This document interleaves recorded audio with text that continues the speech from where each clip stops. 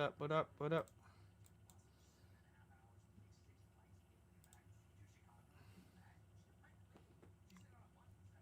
Hold on 1 second. Let me get Instagram set up.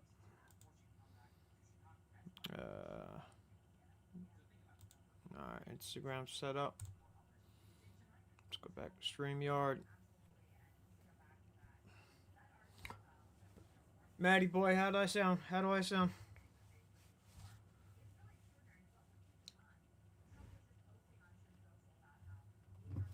Volume coming in good?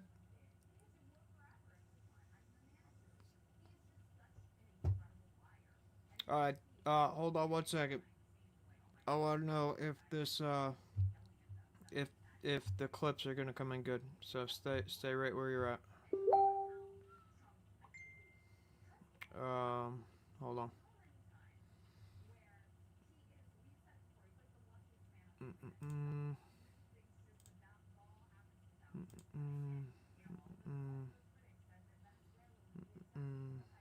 Talk about something uncomfortable, and let me hit you with the part they don't want you to focus on right now.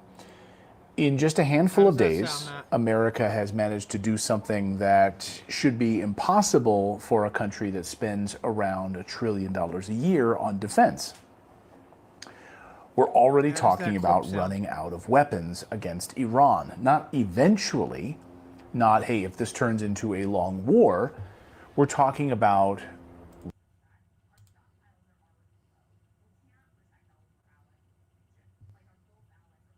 Matt, how did that clip just sound? Clip volume is good, but lower your mic volume. All right, give me 2 seconds.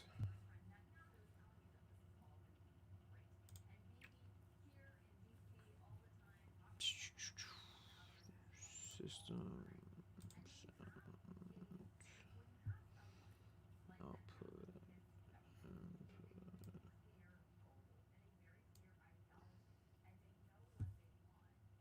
All right, Matt, how's that? Oh, the clip volume is pretty good, but it lowers my mic volume. I got you. All right, give me a second. I don't know if I could. I don't know if I could do anything about that. Got you. Got you. That's all right. I won't be talking much while he's talking. I'll just keep my mouth shut while that's going on. Or I'll pause the video and do it like that.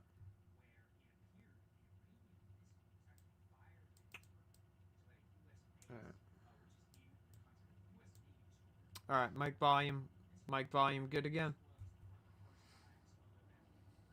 What's up, everybody? Hey, breaking news. Kristi Noem was just fired by the Trump administration. News came out about 5 minutes ago. So, we're gonna jump into that story before we do anything else, because that is breaking. So, let me see what I can pull up. Give me 2 seconds here. See if I can find something on Kristi getting fired. I can't believe they fired her.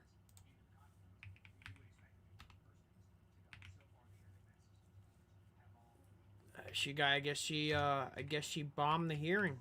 I didn't get home in time for the hearing. But I guess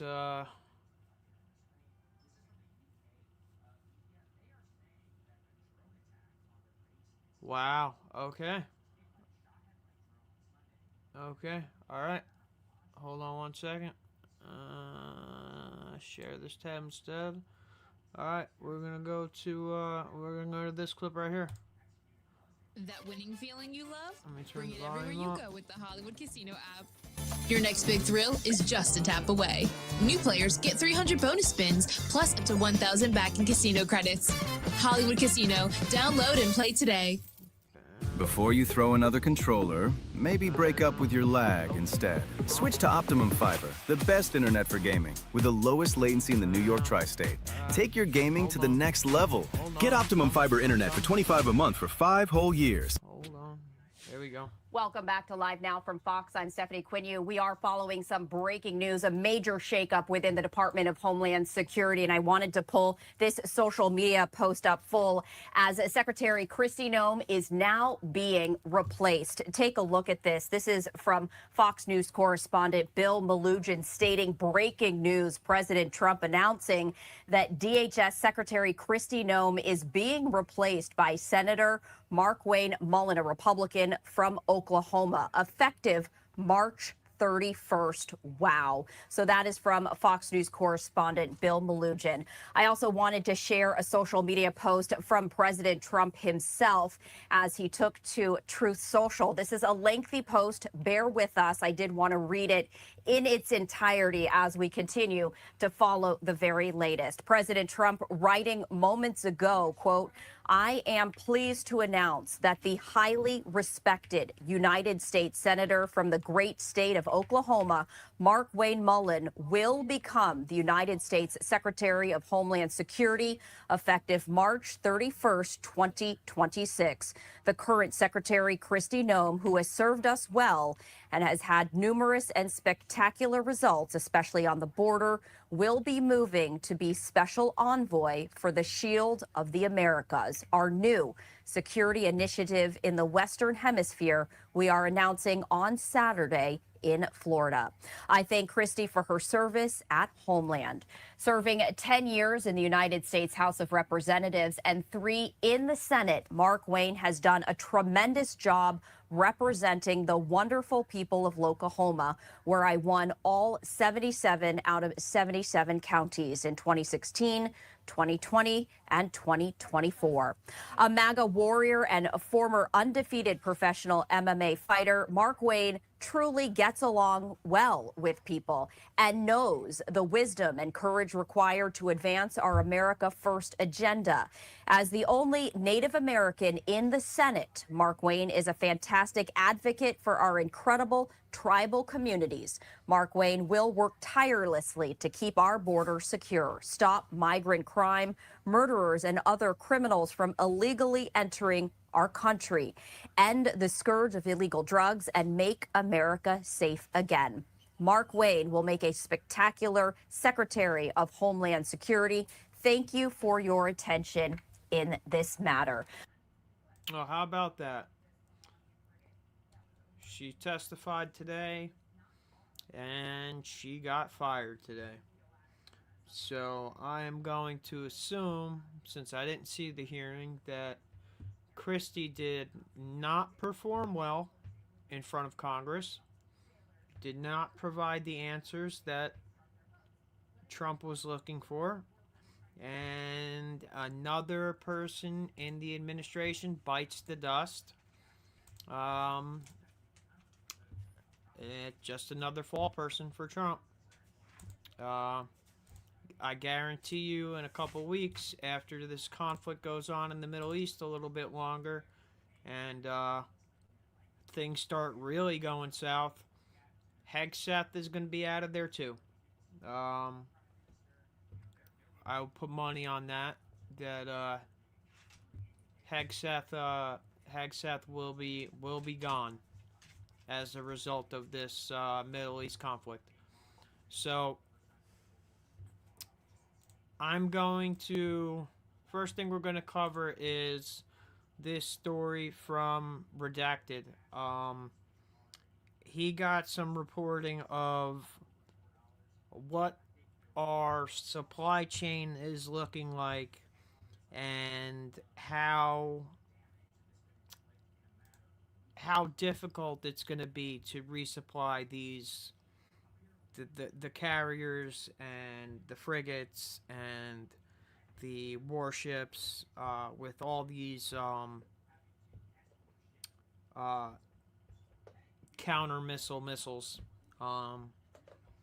because Iran is doing a pretty good job of flooding the zone with drones and ballistic missiles, and we are running out of interceptor missiles to the point where we are already rationing.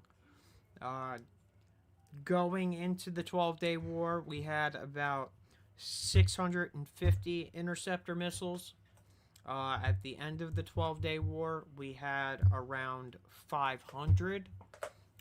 It is said that we used between 1 and 200 on the first 2 days of the conflict.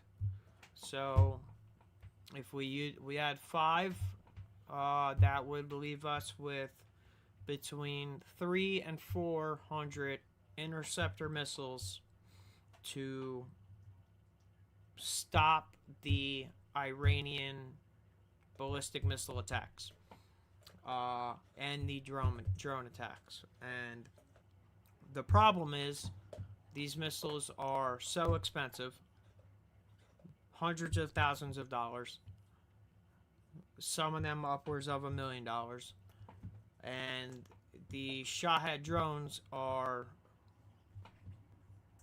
10, 20 grand conservatively, and they are causing a lot of damage. And they are so slow that, and their radar section is so small that the interceptor missiles are having trouble even locking onto them. So we are firing these missiles and we are missing most of the targets, and a lot of Iranians' weapons are penetrating U.S. and Israel defenses, but the news does not want to talk about it. I'm going to play you a clip from one of the news stations that literally says Israel does not want us to play clips of them getting hit. So let me turn this reporting on, and I'll let you guys talk about it. Right now, the kind of shortage that forces the White House to drag the CEOs of the biggest missile companies on Earth into a room and basically say, hey, stop everything you're doing right now. We need more, and we need more yesterday. Reports right now that the administration is meeting with top defense contractors at the White House, specifically because strikes on Iran are diminishing U.S. stockpiles tremendously, especially long-range munitions like Tomahawk missiles. Think about that. And of course, interceptor missiles, which are being exhausted by Iranian attacks. Of course, you won't see this in the mainstream media. For whatever reason, the mainstream media is ignoring this. There is a blackout, and even CNN yesterday admitting that the Israeli government has told them that they are not allowed to show incoming rocket attacks. Aaron Burnett on live television admitting that. One go up there. We're not showing you that because we're not going to show. The Israeli government does not allow us or want us to show where that may have come up, that interceptor. So all that to say, the most powerful military machine in human history is not calling a meeting because it's winning too hard. We just love winning. It's calling a meeting right now because the shelves are getting bare. And this is where the entire sort of official storyline collapses, because we keep hearing, the same chest-thumping line that we can do this forever. Trump even bragged about it publicly, that America has virtually unlimited munitions, he posted on Truth Social. I don't know who's telling him this. It's incredibly dangerous. Axios quoting reporting from outlets like the Wall Street Journal, basically saying, nice slogan, but the reality disagrees. The Rupert Murdoch Wall Street Journal talking about running out of munition in days, not weeks. Where does that money go? Oh, it's one giant money laundering operation, of course. So anything we allegedly built, funneling it through Ukraine back into the pockets of defense contractors, political campaigns, of course. So here's the dirty little secret. Because like war isn't fought with slogans, war is fought with inventory, with magazine depth, with actual physical objects that take time to build, that require specialized parts, that rely on fragile supply chains right now. Incredibly fragile, especially because of what China has done with minerals production, minerals exports. So a lot of these weapons systems rely on these precious minerals that we just simply don't have. That's why President Trump launched that Project Vault a few weeks ago, because it is a national security concern. So on the one hand, you can write executive orders saying it's a national security concern. On the other hand, you can tell us that we have an unlimited supply and we could do this for days, do this for years, do this inexhaustibly like we're Captain America. I could do this all day. So these don't magically appear because a politician says the word strength into the microphone. And the Iran fight is the absolute worst kind of war for stockpiles, because it's not just strike targets, it's strike targets and defend everything you own at the same time. And of course, we've seen how that has gone in Qatar specifically, with the strike on U.S. military bases and the destruction of a $1.1 billion sort of eyes in the sky system that tracks every ballistic missile that comes into the Middle East, protecting our armed forces in that region. Destroyed. We didn't have the capacity to stop it or to protect it.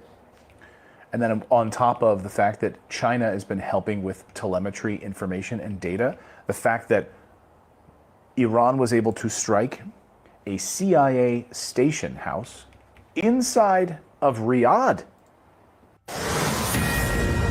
On a Fox News alert, an official source has confirmed that a suspected Iranian drone has hit a CIA station in Saudi Arabia's capital. And they knew what side of the building the CIA were stationed in. Of course, the US government will just say it's hitting a civilian target. No, they hit a CIA station. That's the real truth. Where did that telemetry and information come from? China? Russia? So Iran doesn't have to beat the US head-to-head in aircraft carriers to bleed us right now. They're not going to. And by the way, aircraft carriers are a relic of the post-World War II era. In many ways, they're useless against hypersonic weapons. So they just have, they're like a show of force. We've got aircraft right here, it's big. France is sending one of theirs now, right? So it's not about aircraft carriers. They just have to force us into burning high-end interceptors faster than we can replace them. Because right now, it just comes down to simple math. They launch waves of missiles and drones, and every time you respond with a Patriot interceptor or a naval missile defense shot, you're trading something that can cost millions and takes a much longer time to build. Something that can be cheap and mass produced, like drones, and we can't stop them. That's not just a battlefield problem. It's a math problem right now. So a $50,000 drone versus $500 million intercept Patriot systems. So the math is really ugly. And I know I'm off on my math a little bit there, but $50,000 drones for sure. Because a lot of our systems are way overpriced, let's be honest. Like, they're not actually the cost of these things. So, because we don't have any bid contracts anymore, we just, people don't compete for these. They just charge.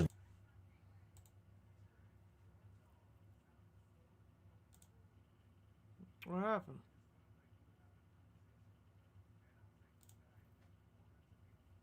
Where'd it go? That's not what I want. Alright, well, give me a second. I'm gonna pull up his YouTube page. And, we'll go watch his reporting real quick. I'm still sharing the link out on, still sharing the link out on social media.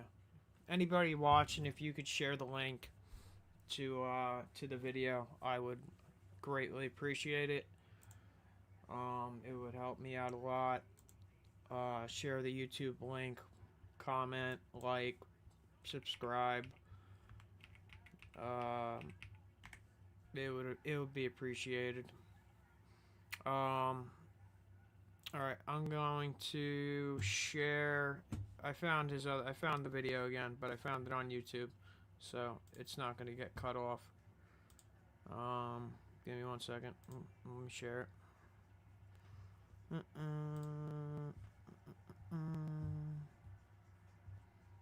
It's crazy when I go live, everything starts lagging. It's terrible. I know my stream's not lagging. It's definitely my computer. So definitely going to need to upgrade the computer. Unfortunately, money I don't have. So, alright, let's go back.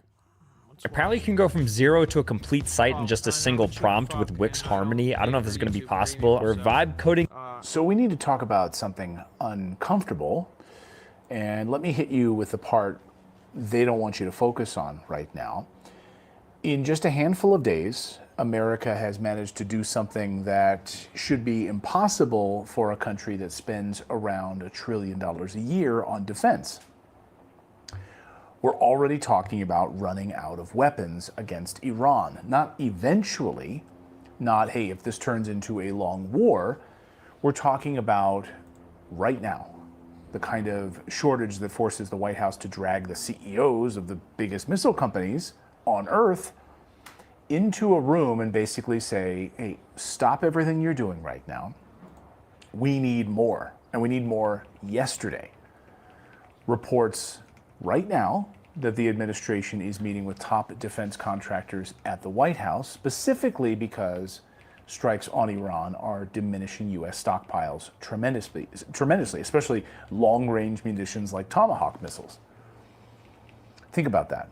And of course, interceptor missiles, which are being exhausted by Iranian attacks. Of course, you won't see this in the mainstream media. For whatever reason, the mainstream media is ignoring this. There is a blackout. Even CNN yesterday admitting that the Israeli government has told them that they are not allowed to show incoming rocket attacks. Aaron Burnett on live television admitting that. Go up there. We're not showing you that because we're not going to show. The Israeli government does not allow us or want us to show where that may have come up, that interceptor. So all that to say, the most powerful military machine in human history is not calling a meeting because it's winning too hard. We just love winning. It's calling a meeting right now because the shelves are getting bare. And this is where the entire sort of official storyline collapses, because we keep hearing, the same chest-thumping line that we can do this forever. Trump even bragged about it publicly, that America has virtually unlimited munitions, he posted on Truth Social. I don't know who's telling him this. It's incredibly dangerous. Axios reporting from outlets like the Wall Street Journal, basically saying, nice slogan, but the reality disagrees. The Rupert Murdoch Wall Street Journal talking about running out of munition in days, not weeks. Where does that money go? Oh, it's one giant money laundering operation, of course. So anything we allegedly built, funneling it through Ukraine back into the pockets of defense contractors, political campaigns, of course. So here's the dirty little secret. Because war isn't fought with slogans, war is fought with inventory, with magazine depth, with actual physical objects that take time to build, that require specialized parts, that rely on fragile supply chains right now. Incredibly fragile, especially because of what China has done with minerals production, minerals exports. So a lot of these weapons systems rely on these precious minerals that we just simply don't have. That's why President Trump launched that Project Vault a few weeks ago, because it is a national security concern. So on the one hand, you can write executive orders saying it's a national security concern. On the other hand, you can tell us that we have an unlimited supply and we could do this for days, do this for years, do this inexhaustibly like we're Captain America. I could do this all day. So these don't magically appear because a politician says the word strength into the microphone. And the Iran fight is the absolute worst kind of war for stockpiles, because it's not just strike targets, it's strike targets and defend everything you own at the same time. And of course, we've seen how that has gone in Qatar specifically, with the strike on U.S. military bases and the destruction of a $1.1 billion sort of eyes in the sky system that tracks every ballistic missile that comes into the Middle East, protecting our armed forces in that region. Destroyed. We didn't have the capacity to stop it or to protect it. And then on top of the fact that China has been helping with telemetry information and data, the fact that Iran was able to strike a CIA station house inside of Riyadh.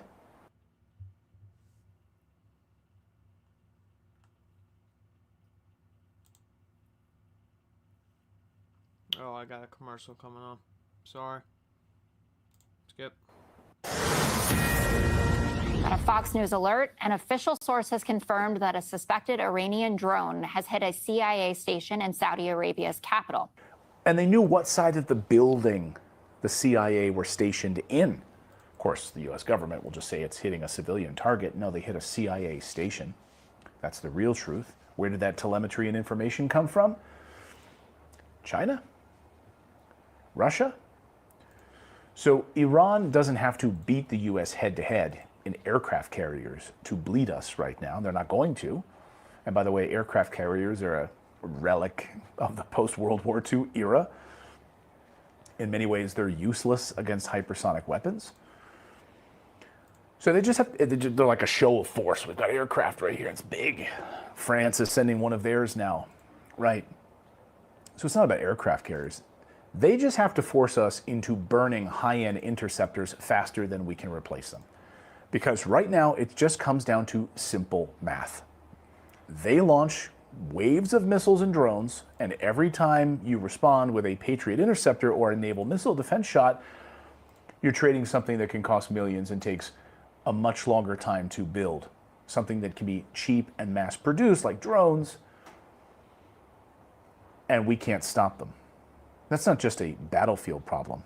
It's a math problem right now. So a $50,000 drone versus, $500 million intercept Patriot systems.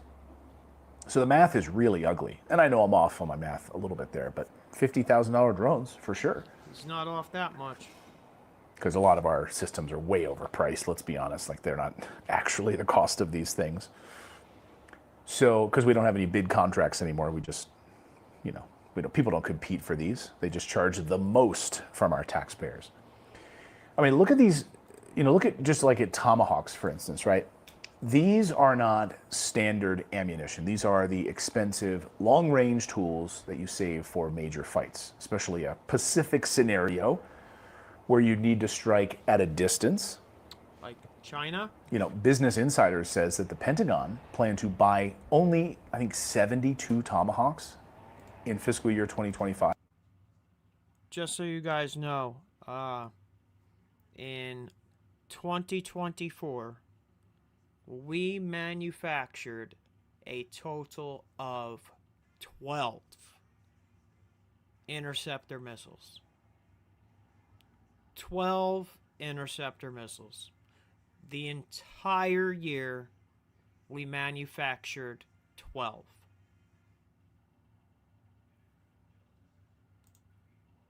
We are not equipped for what's coming. And the mainstream media is lying. And we are sacrificing our relationships with all of our allies in the Middle East. And all Iran has to do is survive. And they have survived for 5,000 years. So, 57 Tomahawks in fiscal year 2026? While operations have consumed hundreds, each missile is around $1.3 million. How many Tomahawks have we sent to Ukraine?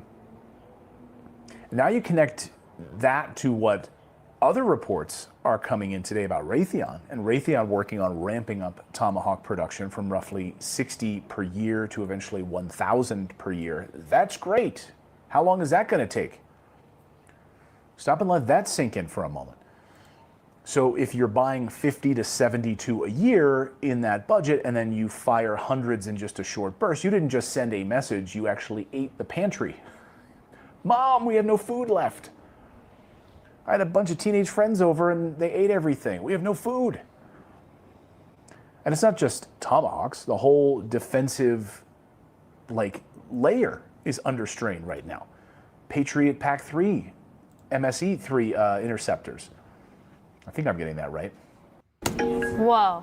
What's that? I just built a budgeting app in Base 44. Guys, Nina just... I think the PAC, the PAC-3 MSE interceptors. Those are one of the crown jewels of missile defense. Reuters reported Lockheed is moving to more than triple that capacity, roughly from 600 per year to roughly 2,000 per year. They're also reporting that these interceptors cost about $4 million each. So every time you watch footage, if you get to see that footage, because they're blocking it now, they're going to great lengths to hide it from you. But every time you do see that footage of a missile defense intercept, it looks like a win. But actually, economically and industrially, you're bleeding out. The patient is essentially bleeding out. yep. Because you can't just snap your fingers and surge productions of these systems. Even the ramp numbers prove it. I mean, going from 600 to 2,000 per year is a massive industrial push, and it doesn't fix the right now problem, which is what the US military is facing. That's the core of this story right now. And that brings me to the comparison everybody is arguing about online in all of this, which is Ukraine, right? A lot of the alternative commentary is claiming in blunt terms that we've burned more in days than we used over years supporting Ukraine. I mean, there's an ex-post making the rounds that says that Iran, one of these Iran strikes consumed more long-range munitions than 4 years of Ukraine. And that Trump is dragging Lockheed and Raytheon CEOs into the White House like a factory boss, like demanding overtime, like a union boss getting reprimanded. And that line is rhetorically effective, but here's what we can actually verify. Ukraine aid is enormous in dollar terms. State Department reporting puts U.S. military assistance since 2022 over or close to $70 billion. It's probably much higher than that. That's what they're telling us. Probably well over that, right? So a huge chunk of that was artillery ammunition, ground systems, large volumes of conventional kit, not the same category as sustained burn of high and long-range missiles and top-tier interceptors, but nevertheless, roughly the same thing. And by the way, how many of those weapons systems then were sold by Ukraine, winding up in the hands of ISIS and Mexican drug cartels? It's like we're living in a clown world, right? So in other words, the type of weapons matter right now. Ukraine has been in a grinding logistics war, mountains of shells, anti-armor vehicles, air defense drones. Iran is turning into a high-end missile and air defense consumption war, exactly the stuff the U.S. can't replace quickly. That's why you're hearing rumblings right now of boots on the ground. We're not going to rule out boots on the ground because, as anyone understands, you cannot have regime change with an air campaign alone. It's not going to happen. It's never happened, never been successful. So we need to have boots on the ground in order for this to be successful. And just like one clear example of this, you have the 155 millimeter shells. Even after years of, we're ramping up production, National Defense Magazine reported the Army was producing it at about 40,000 150 millimeter rounds per month as of 2024, 2025. And those production goals were still a struggle. Ukraine can chew through artillery ammo at rates that make those production numbers look small. Then you layer in Iran on top of that, and then you're looking at simultaneous demand across categories, right? Some high volume, some high tech, all difficult. And then add on top of that layer the lack of minerals that we have available to us right now. So that's why the White House is pulling the defense industry into a room, like the principal calling students into the room. And after all, he should, because they get no bid contracts and trillions of dollars in money without the bat of an eye. And we are tapped out. We should be able to say to them, what the hell have you guys been doing? You didn't produce enough? You didn't confidence your way out of physics, basically? So this is the part that cable news avoids because it makes everyone look bad. If you have a limited number of interceptors deployed in a region and the other side's strategy is just to keep launching until you're forced to either A, run low, or B, stop intercepting, then your deterrence becomes basically a countdown timer. And of course, we're seeing reporting that puts that timer front and center. The Wall Street Journal, as I talked about, described the U.S. basically racing to accomplish this mission before the munitions run out. Good luck with that. A country of 93 million people with enormous underground infrastructure and missile infrastructure all underground. Small. Guys, just so you know, I saw a video this morning and I forgot to save it of Iran shooting a ballistic missile, and the sand literally opened up and a ballistic missile was launched out of the sand. The doors closed, the sand fell back over, and that was it. So these guys have been watching us in Iraq and Afghanistan for the last 25 years, and the entire 25 years they have been preparing for this because they knew it was coming. And the reason that this feels so rushed on our end is because the polling numbers are fucking terrible for the Republicans. We're losing the midterms, and Trump's probably going to end up impeached. So Israel, Philadelphia, our greatest ally, who I love so much, all I do is support Israel every day. I am not even of Jewish faith, and I walk around wearing a yarmulke to cover my bald spot. That's why this war is so rushed, because chances are we're losing the House and the Senate, and we would have lost the power to do anything in the Middle East. We wouldn't have been able to do any of this. So they rushed it. They pulled the trigger on it too quickly. We were ill-prepared. We probably went off intelligence that came from our greatest ally that was probably bullshit.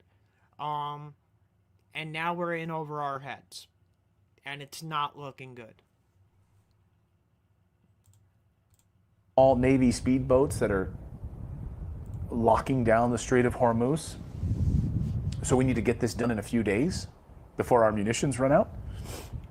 Maybe we should just take our munitions back from Israel that we send them on a regular basis. Maybe we should call up Zelensky and say, hey, you know, all that stuff we sent you over the past few years, unless you've not burned through it, I know you sold a lot of it to a lot of terrorist organizations around the world. Maybe you could get some of that stuff back for us. I doubt it. Have you ever seen people flipping houses and say, man, I wish I could make money like them? They've got dumpsters there, they've got contractors going in and out, but you don't know how to flip a house. Well, guess what? You can make more money than a fix and flipper on their own house. Check it out. If you brought money to that fix and flipper, they need pay for construction, buy the house. Okay, sorry. So we can't, air defense interceptors, other munitions are being expended at a pace that strains stockpiles. If you step back, actually, what does that mean?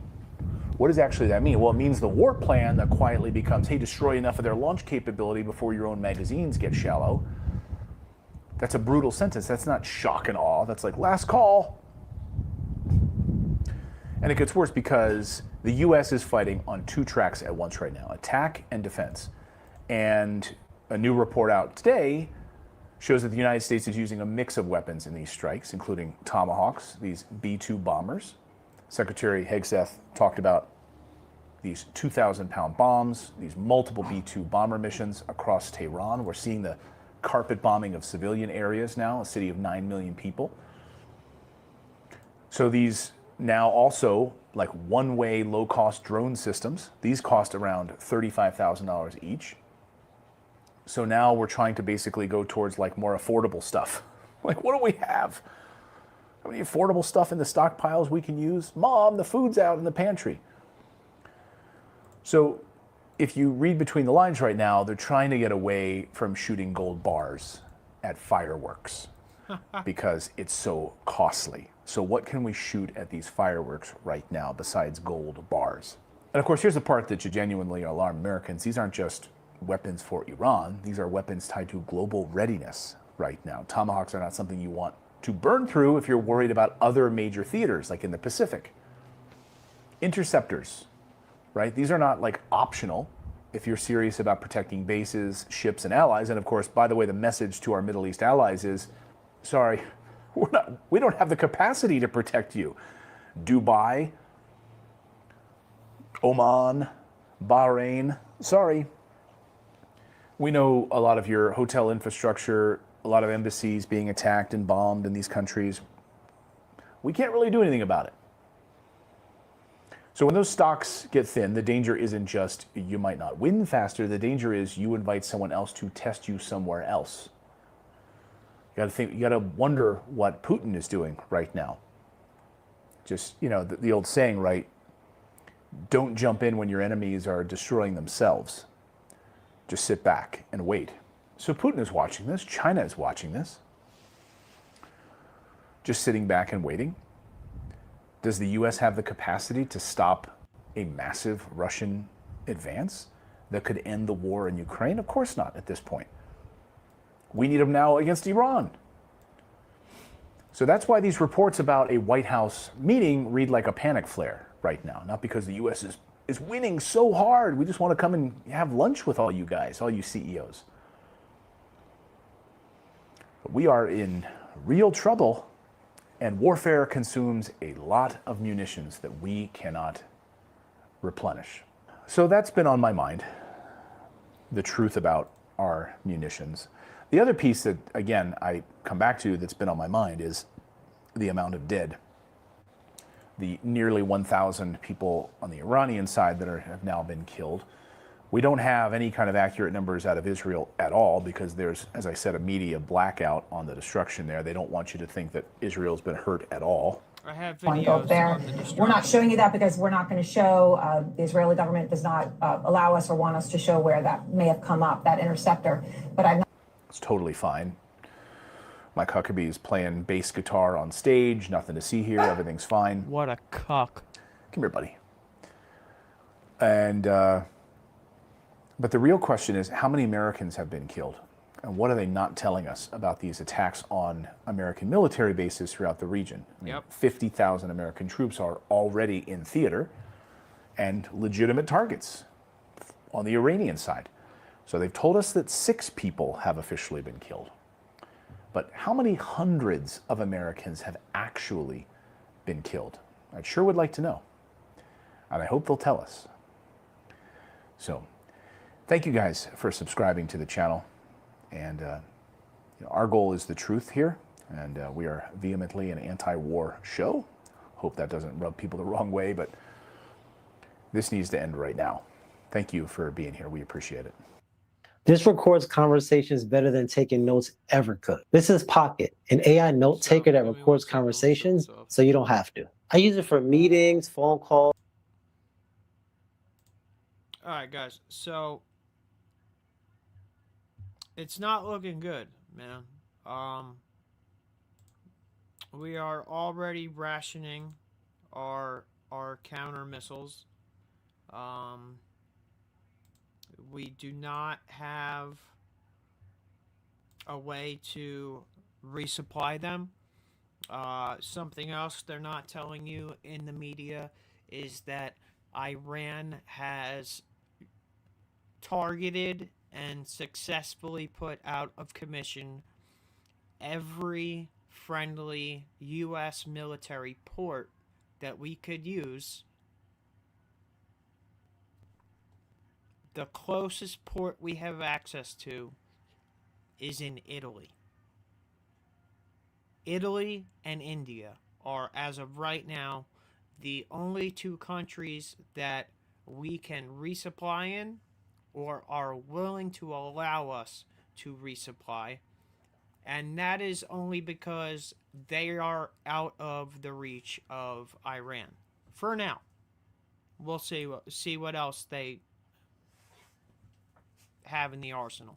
So, give me a second, and I am going to pull up some videos of these hypersonic missiles that have been absolutely annihilating. And I say annihilating. Israel and Tel Aviv. And they're scary, man. They are scary. Even in the Russia-Ukraine war that I've covered a little bit, I have seen nothing like the missiles that Iran is shooting into Tel Aviv and Haifa. Give me 1 second. Pull up this post. Share this tab instead. Here we go. Put on some volume.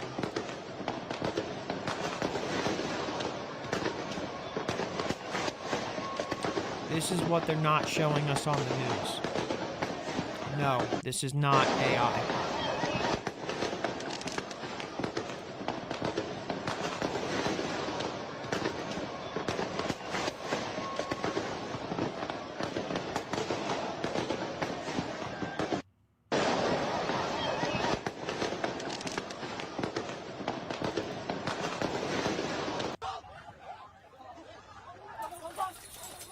This is the American base in UAE getting targeted.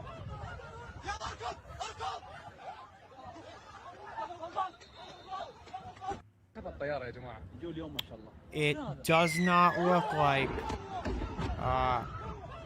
we can stop any of these missiles. And this is just a taste of some of the videos that I have.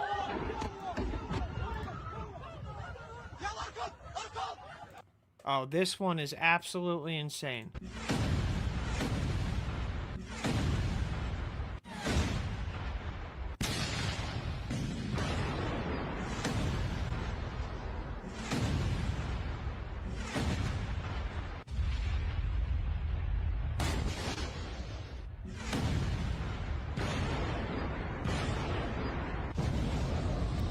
And I feel bad for the people of Israel. I feel bad for the people who are against this war that live there. But their government is the one that is pushing this war and has dragged us into it. And this is what they are dealing with over there. And the Iron Dome cannot stop it. The Iron Dome is absolutely useless to try and stop those missiles. Here's another one.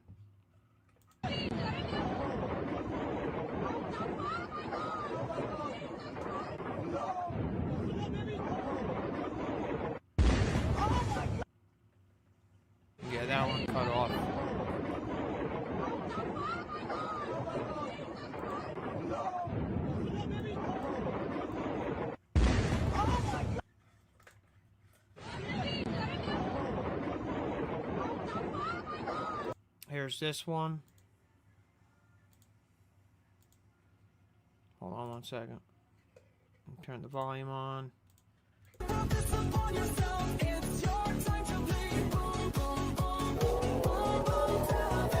at this. This is Tel Aviv.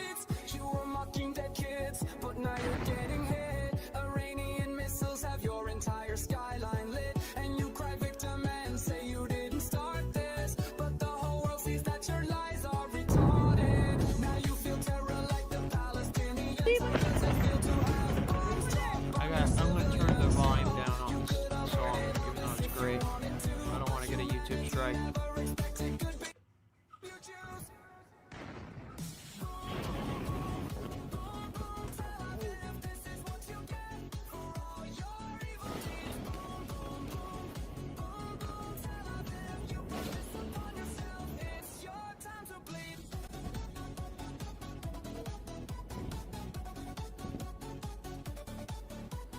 I don't even know what to say, man.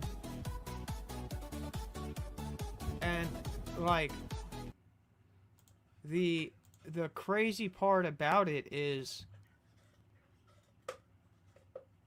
we don't even have hypersonic missiles in our arsenal yet because we haven't been able to get the technology right.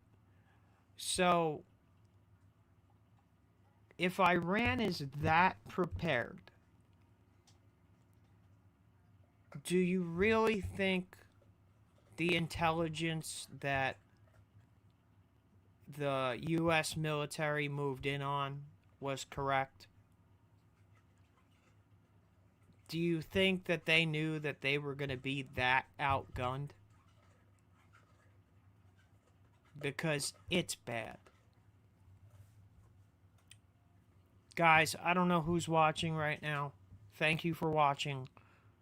Please like, share the stream, comment, share it. Please help me grow as a channel. It's gonna take. I feel like it's gonna take forever. But I will be on here every day, covering all the craziness that's going on in the world. And I will be giving you guys accurate information and not what the news is shoving down our throats. Because it doesn't matter if it's coming from CBS, Fox, ABC, NBC. They're all owned by the Ellisons or Barry Weiss. Barry Weiss is former Israeli intelligence. She used to work for Unit 8200. So at this point, our media is controlled by their agents. So, alright, now I'm going to jump into Tucker's monologue on the conflicts. And actually, you know what? I'm going to jump into James Lee's coverage. Give me a second here. Let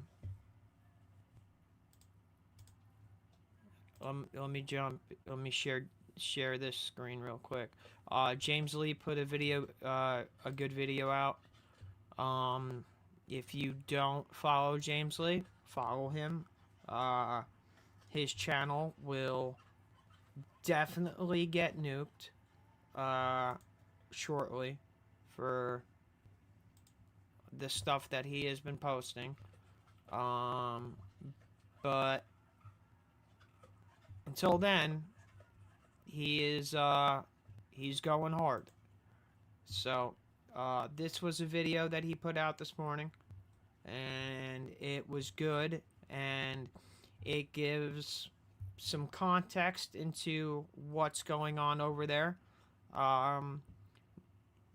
Not going to say that I believe everything that the dude presents in this video is true, but if you start connecting the dots, a lot of it makes sense. So here we go. to the end of the world. What an epic way to start the class. Welcome back to the end of the world. And it does kind of seem like the world is ending in a way, right? We have US troops reportedly being told that the war in Iran is intended to bring about biblical end times, or AKA Armageddon, which is a little disconcerting, I have to say, in so many different ways. So as you know, World War III has started. The United States and Israel have started to attack Iran. And we are now in the 4th day of this war. And we can expect this war to last for many weeks, possibly also for many years. But I promise you that after this war is done, the world will never be the same again. The world will never be the same again, says Professor Jang, who has a wonderful, fantastic channel here on YouTube called Predictive History, which we will lean on a lot today to try to figure out why we're even in this war and what the world could look like once all the dust settles. All right, let's take a listen. America at some point will go to war with Iran, and this will destroy both countries. Okay? Iran will not lose this war, but it won't win this war either, because America is just going to bomb the crap out of Iran. It's going to send Iran back decades. But America will lose this war, but this is important because if America loses this war, it's forced out of the Middle East. And once it's forced out of the Middle East, all its military assets goes to Israel, which creates the Pax Judaica. Does that make sense, guys? That's the plan. Already 30 seconds in, a lot to unpack there. But the biggest question probably for all of us is, what the heck is Pax Judaica? Let's do a little bit of political science work here. Pax Judaica is a geopolitical concept modeled after historical eras like Pax Romana, describing a period of Middle Eastern stability maintained through Israeli regional hegemony and strategic integration with its Arab neighbors. It posits that a quote-unquote peace, interesting that it is in quotation marks, peace, can be sustained by prioritizing shared economic interests such as high-tech trade and energy corridors and mutual security concerns, specifically the collective containment of Iran. While proponents view this as a pragmatic evolution of the Abraham Accords that moves the region towards a post-oil tech economy, critics argue the framework is inherently fragile because it attempts to manage regional order while largely bypassing the core tensions of the Israeli and Palestinian conflict. So basically, to summarize, a new world order with Israel in control. Got it. Yeah, does that make sense, guys? That's the plan. Okay, now you have Pax Judaica. And what Pax Judaica will do is start to control the world. Because through chaos and conflict, Pax Judaica can make a lot of money, right? Because Pax Judaica, what's going to happen is that you have these technology companies like Google, they're going to move over to Pax Judaica and build a global surveillance state. You have civil wars, you need AI to control people. If you're going to... Does the surveillance state sound familiar to anybody? J.D. Vance and Peter Thiel and Palantir sound familiar to anybody? You know, it's Palantir's tech that they're using over there. So, you know, all these flock cameras that the government says they don't have access to, and they do. We're on our way. It's coming, whether we like it or not. I don't think there's any stopping it at this point. But let's go back. Let's go back to the video. War of Russia, you need weapons. Okay, but you also need financing as well.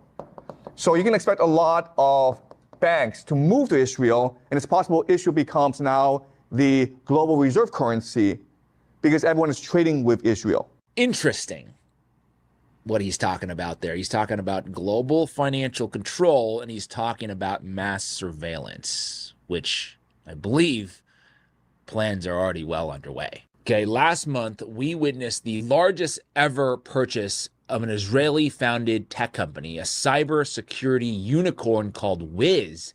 which Google acquired for a staggering $32 billion. We also have reports that this cybersecurity technology is how we were able to plot and kill Iran's supreme leader. And the great Baron Coleman, who at this point is probably Erica Kirk's biggest nemesis, other than maybe Candace Owens, made an interesting observation around this hacking of traffic cameras, saying, quote, "It makes you wonder about the nationwide traffic camera infrastructure being installed across our own country, and A, the true purpose of it, and B, who has access to it." It's almost like everybody is working in concert. The powers that be, they're all working together to move this plan forward, which I don't pretend to know the totality of this plan quite yet, but just connecting some of the dots. Which, here's another dot. A clip of a U.S.-born venture capitalist who left America for Israel, now telling everybody that they must come straight to Israel. He said, "Can you even say shalom in New York anymore?" That's what Miriam said this morning. So just to pick up on that, what I'll tell everybody is skip Miami. If you're leaving New York, just come straight to Israel. The other thing going on right now is IMEC. And we have here in the audience, Daria, wait, raise your hand. Daria Pishavar, her father and I, Shervin, wrote an article together about how there will be peace between Israel and... Can you even say shalom in New York anymore? I'm willing to bet if you went down to the Diamond District,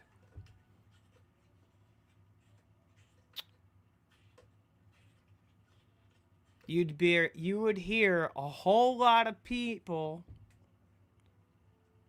saying shalom and mazal. A whole lot of them in the Diamond District. So, can you even say shalom in New York anymore? I'm gonna go with yes. I could be wrong, even though all the diamond dealers in the Diamond District are from our greatest ally. I have a feeling you could still say shalom, and you can definitely say mazal.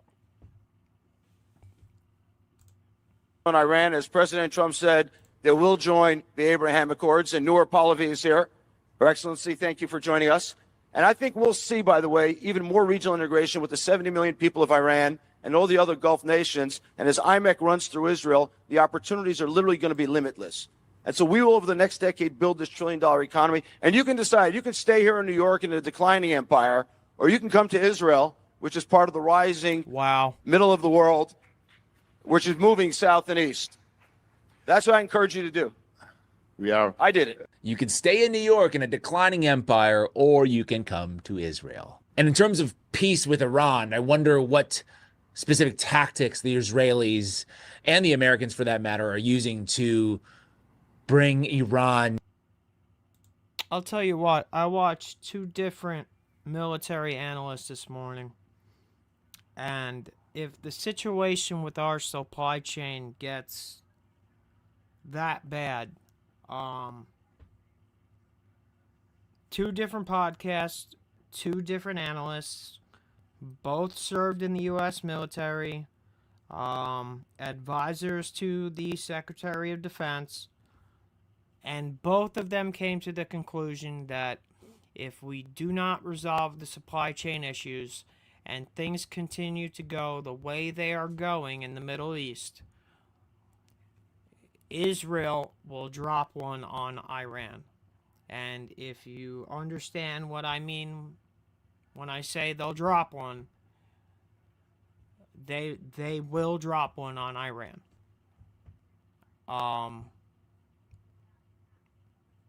And that is a very, very scary thought, because at that point you will alienate every single Arab country against Israel. They will become the pariah of the world. And at that point, I don't even know how we would defend them. Not on a moral and ethic level, because we shouldn't be doing it anyway, but militarily, if they choose to go that far to eliminate Iran and decide to drop one on Iran, I don't think we would have the ability to defend the military action that would be coming against them.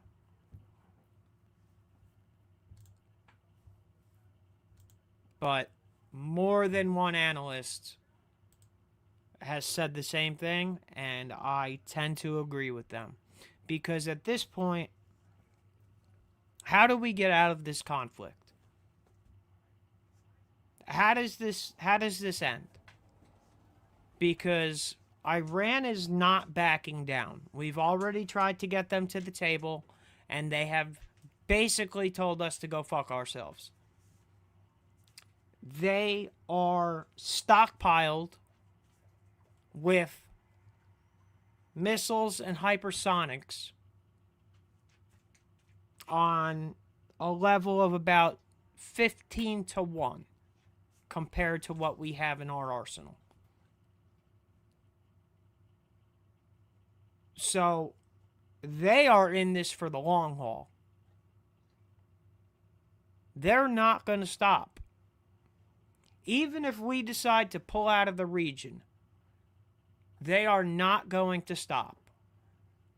Because we made martyrs of basically the Shiite version of the Pope. We killed their Pope. Do you think that they're just going to come to the table and stop fighting? They are going to continue to shoot everything that they have. And they are going to shoot until the bitter end. And we do not have the assets to continue defending our own troops, our own bases, and Israel. We are rationing interceptor missiles already, and this conflict has been going on for 4 days. Everything that the news is spitting, the mainstream media, it is all propaganda. They won't even show you the damage to Tel Aviv because they're pretending like nothing that Iran has gotten through. And Iran has been lighting up Tel Aviv since this conflict started. Into the fold. I don't know. And also back to the point of America being a declining empire. I'm not saying we're not a declining empire. I think we certainly are by many metrics, but the elephant in the room, the big question is, could there be this foreign country that is siphoning the value out of America and strip mining everything? Could that be being done deliberately to weaken the United States? So you can expect a lot of banks to move to Israel, and it's possible Israel becomes now the global reserve currency because everyone is trading with Israel. If you're Russia, you need to trade where you need to trade your resources, right? Guys, I hate doing it, but like, share, and subscribe, and comment down below. I need help getting this channel out there. I need help getting my voice out there. And the only way I could do it is with people like you that are watching me right now. I'm a one-man show over here. And I will do this every day if I have to get on here and give you guys accurate information about what's really going on. And as the channel name states, I am 100% America first. I voted for Trump 3 times, and I think he has completely alienated and turned his back on the entire base. I think he has handed the Democrats the midterms on a silver platter, and I think that the reason we rushed this attack and we are so ill prepared is because the midterms look so bad in the polling that it had to be done before the midterms. So what does that tell you? Well, I'll keep it going. Here we go. Oil, energy, and grain. Okay, so Russia controls a third of the world's carbohydrates. Guess what, guys? Israel controls Africa. So what will happen is that Russia and other countries will sign a trade agreement with Israel, and Israel becomes the center of global trade. Okay, does that make sense? So this is how Pax Judaica will profit. And remember that Israel has the world's best intelligence agency, the Mossad. And what they can do is go around the world and create as much chaos as possible. Dude, Professor Jang is a baller, yo. Nothing left to ambiguity. And he is absolutely not wrong. Okay, we have, in fact, documented evidence of all of this. This isn't just some crazy conspiracy theory. Another interesting fact. Our airbase that was struck in the UAE, the directions that the missiles came in from were not from Iran. Take that for what it is. Not accusing anybody of anything. But the fact is, the telemetry data showed that it was impossible for that base to have been struck from anywhere inside Iran. Guys, this is Dubai World. Oh, I'm sorry, Dubai. It's literally a port, a seaport, which means if you're seeing rockets fly over your head and hitting this port, it did not come from Iran because Iran is there. We won't see any rockets flying over our head unless we're in a ship. The rockets you see came from the opposite direction, and everyone witnessed it. No more lies, motherfuckers. Tucker Carlson claims Saudi Arabia and Qatar arrested Mossad agents planning bombings. Let's take a listen here. It really, really hurts these countries. And Israel wanted to hurt these countries. That's the point. Wanted to hurt these countries. Wanted to sow chaos and disorder because they are rivals of Israel. So it's probably not, hasn't been reported, but it's a fact that last night in Qatar and Saudi Arabia, authorities arrested Mossad agents planning on committing bombings in those countries. Now, that's weird. That doesn't make any sense. Why would the Israelis be committing bombings in 2 Gulf countries, which are also being attacked by Iran? Aren't they on the same side? No. Israel wants to hurt Iran and Qatar and UAE and Saudi and Bahrain and Oman and Kuwait. And just full disclosure, Tucker Carlson did not cite his sources, so we cannot independently verify those claims, but it does make you at the very least question the official reports. And given some of the things that we've seen on the ground, it's something that we should absolutely do. And also, it should make you think about the lengths that Israel is willing to go to sow discord, racism, and violence in your own country. Reference this headline of an Israeli man arrested for bomb threats against Canadian and United States Jewish targets. What is going on here? Could Israel be actually willing to sacrifice people of their own religion? I'll tell you what. This conflict going on in the Middle East has done nothing but open our country up to sleeper cells, because our border was open for 4 years and we have no idea who came into this country. Lone wolf attacks of people that are just going to go out and do their thing because they think they're supporting a cause. And false flags. Whether it be from our greatest ally or our own agencies. But they need to drum up support for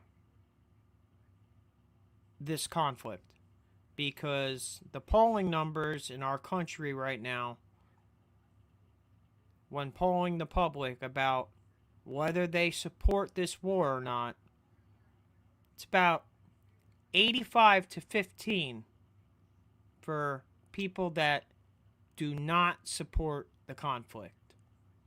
So, unless something happens to shift that perspective,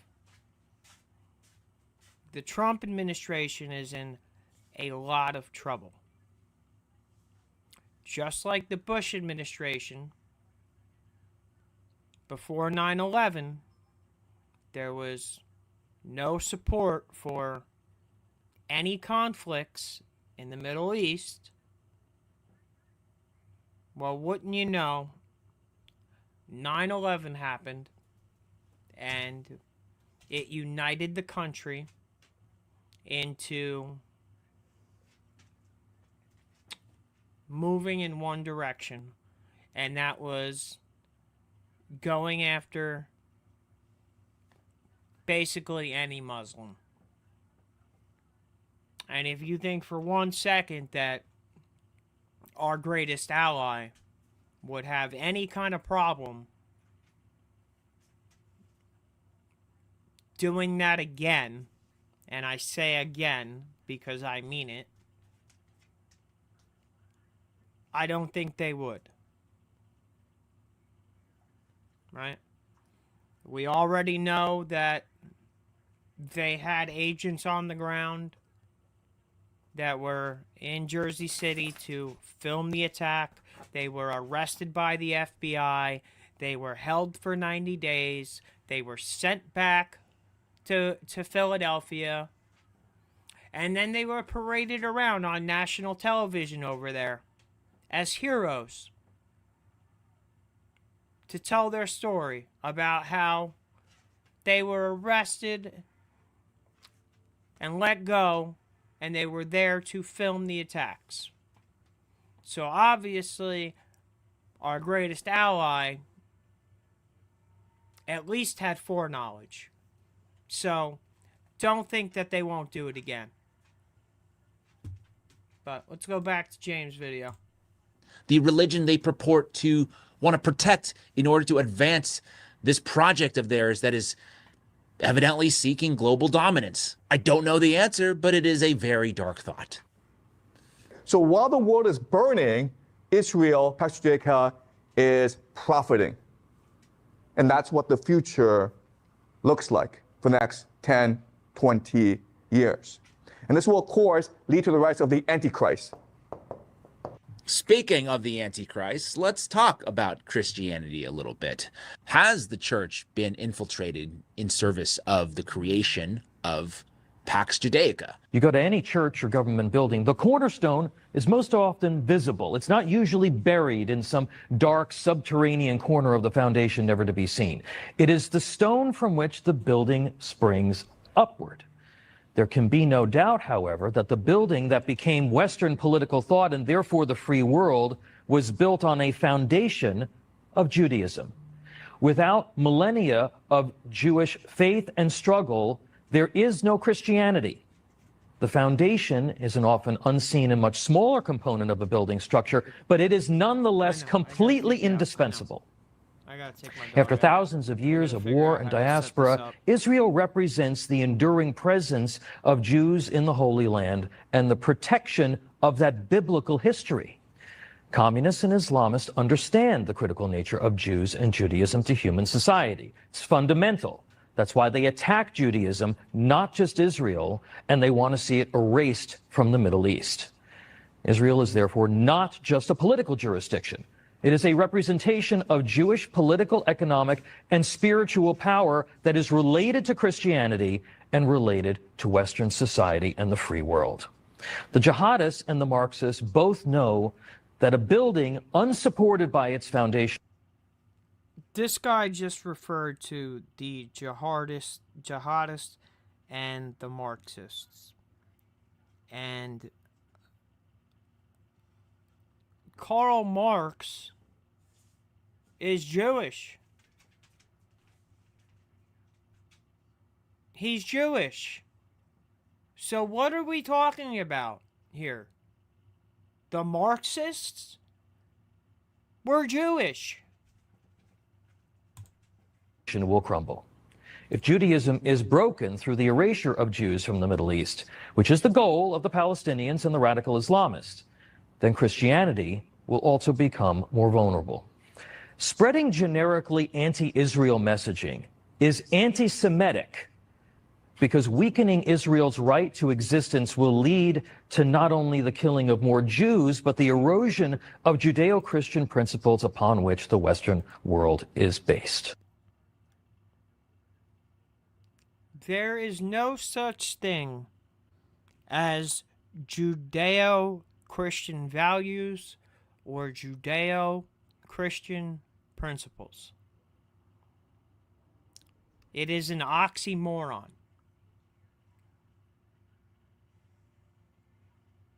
If you take a look at old Jewish texts and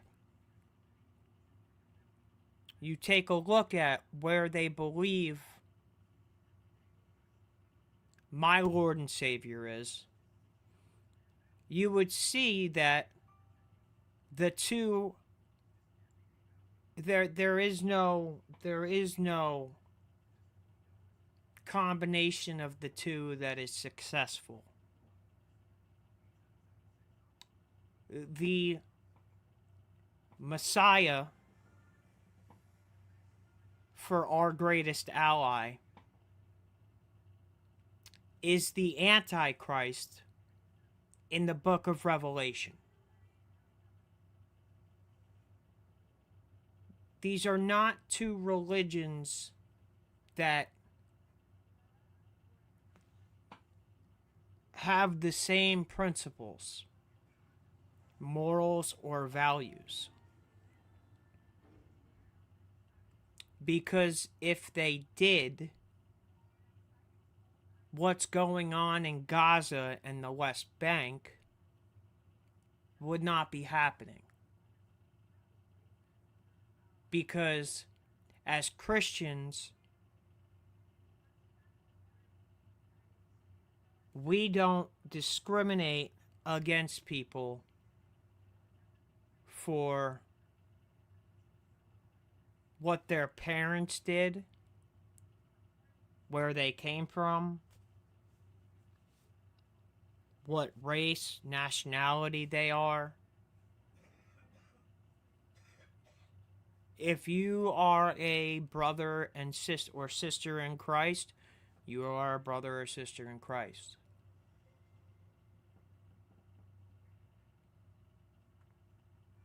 And to say that this land was promised to them, if you follow the New Testament, the covenant was broken, and the new covenant was made through Jesus and the people that believed and believe in Jesus. That is the new covenant.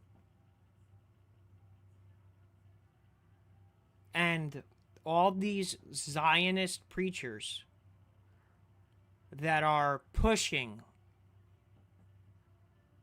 Israel propaganda,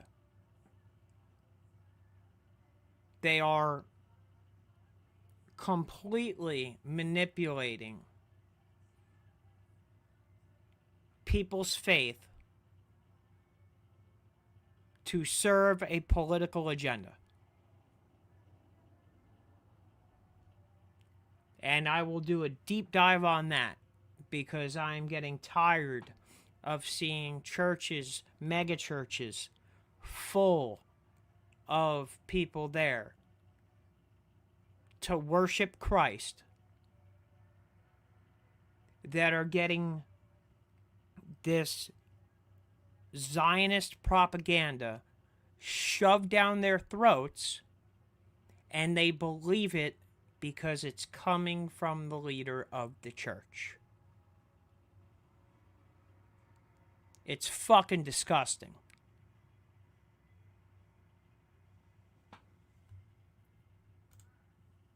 Wow, that is to a T how you use theology to forward some kind of global foreign policy agenda that is deeply unpopular, which of course you can choose to believe that if you wish. I'm not here to tell you what you can or what you should or should not believe, but somehow what he's saying there is that the Christian faith, Christianity as a whole, would be under threat if not for the nation of Israel. And they are using that as justification to basically then ban all criticism of the Israeli government. That to me is wild. And by the way, all of this is happening at the same time that they, in this case, this is the IDF, saying that Purim, triumph over an enemy seeking your destruction. Centuries later, we are reliving that same story.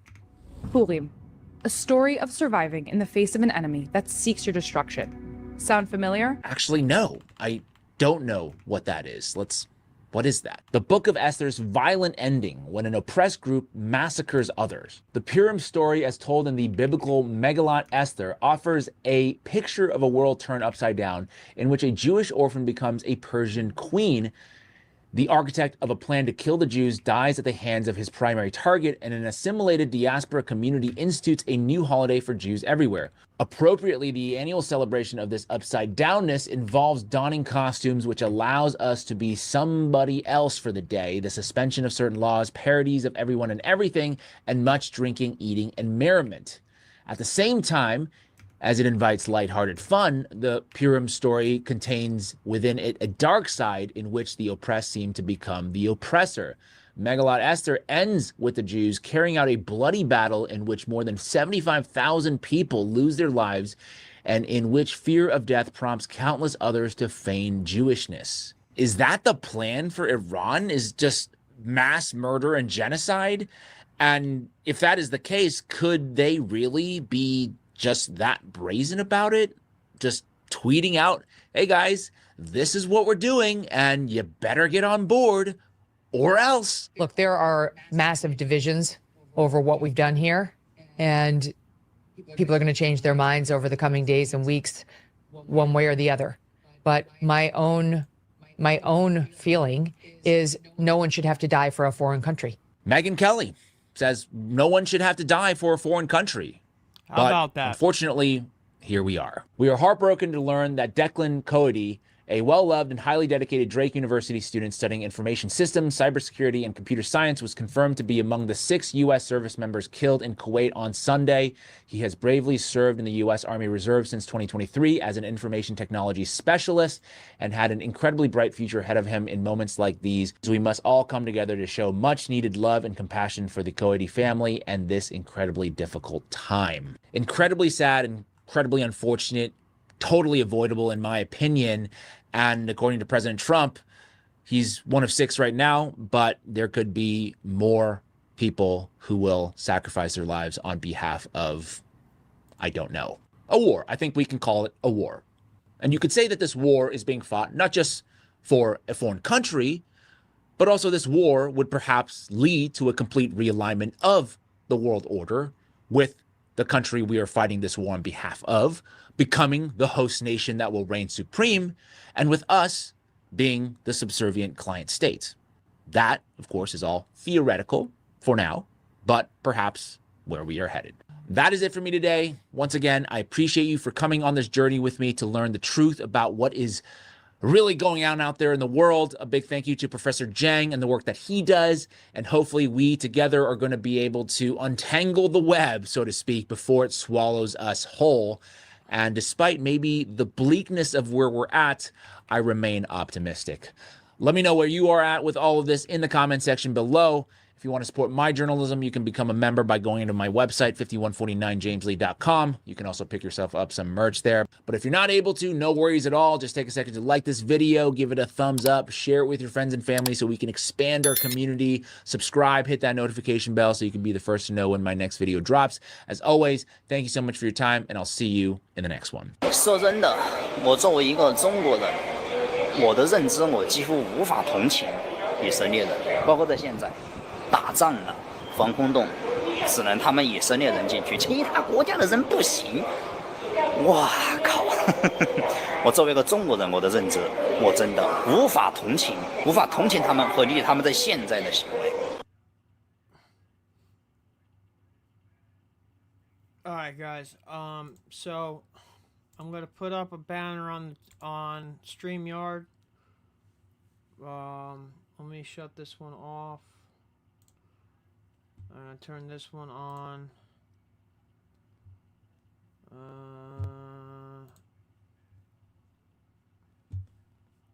How do I get this one to show? Hold on. Come on. Come on. Show. Had to walk dog. Be back in 5. I'm going to throw on some non-copyrighted music from YouTube, and I will take dog out, and I'll be back in probably less than 5 minutes, and we are going to jump into the Tucker Carlson interview.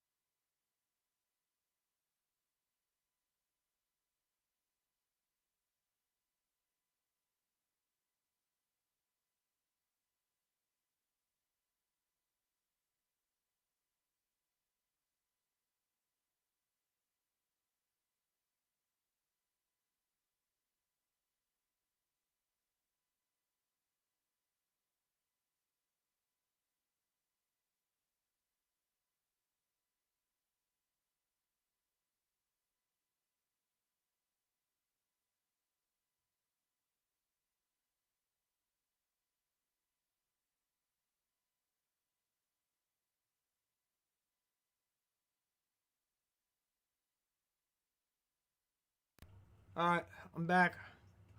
I'm back. I'm back. I'm back. I'm back. I don't know if anybody's still in here or not. There's one person in here. Probably. I hope it's still you, Matt.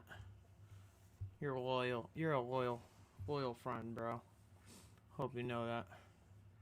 Well, now there's nobody in here. Alright, well, fuck it. Now I got nobody in here. Alright, we're gonna go to the Tucker Carlson interview. We're going to the Tucker interview.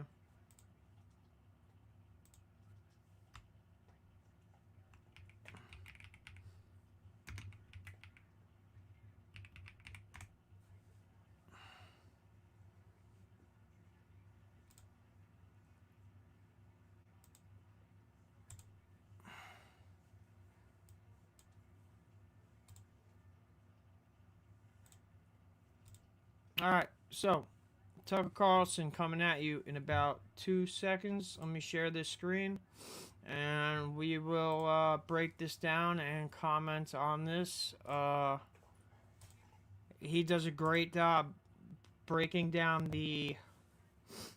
I feel like the real reason that this war is happening right now and the true implications of what this means on a geopolitical and religious scale. So here we go.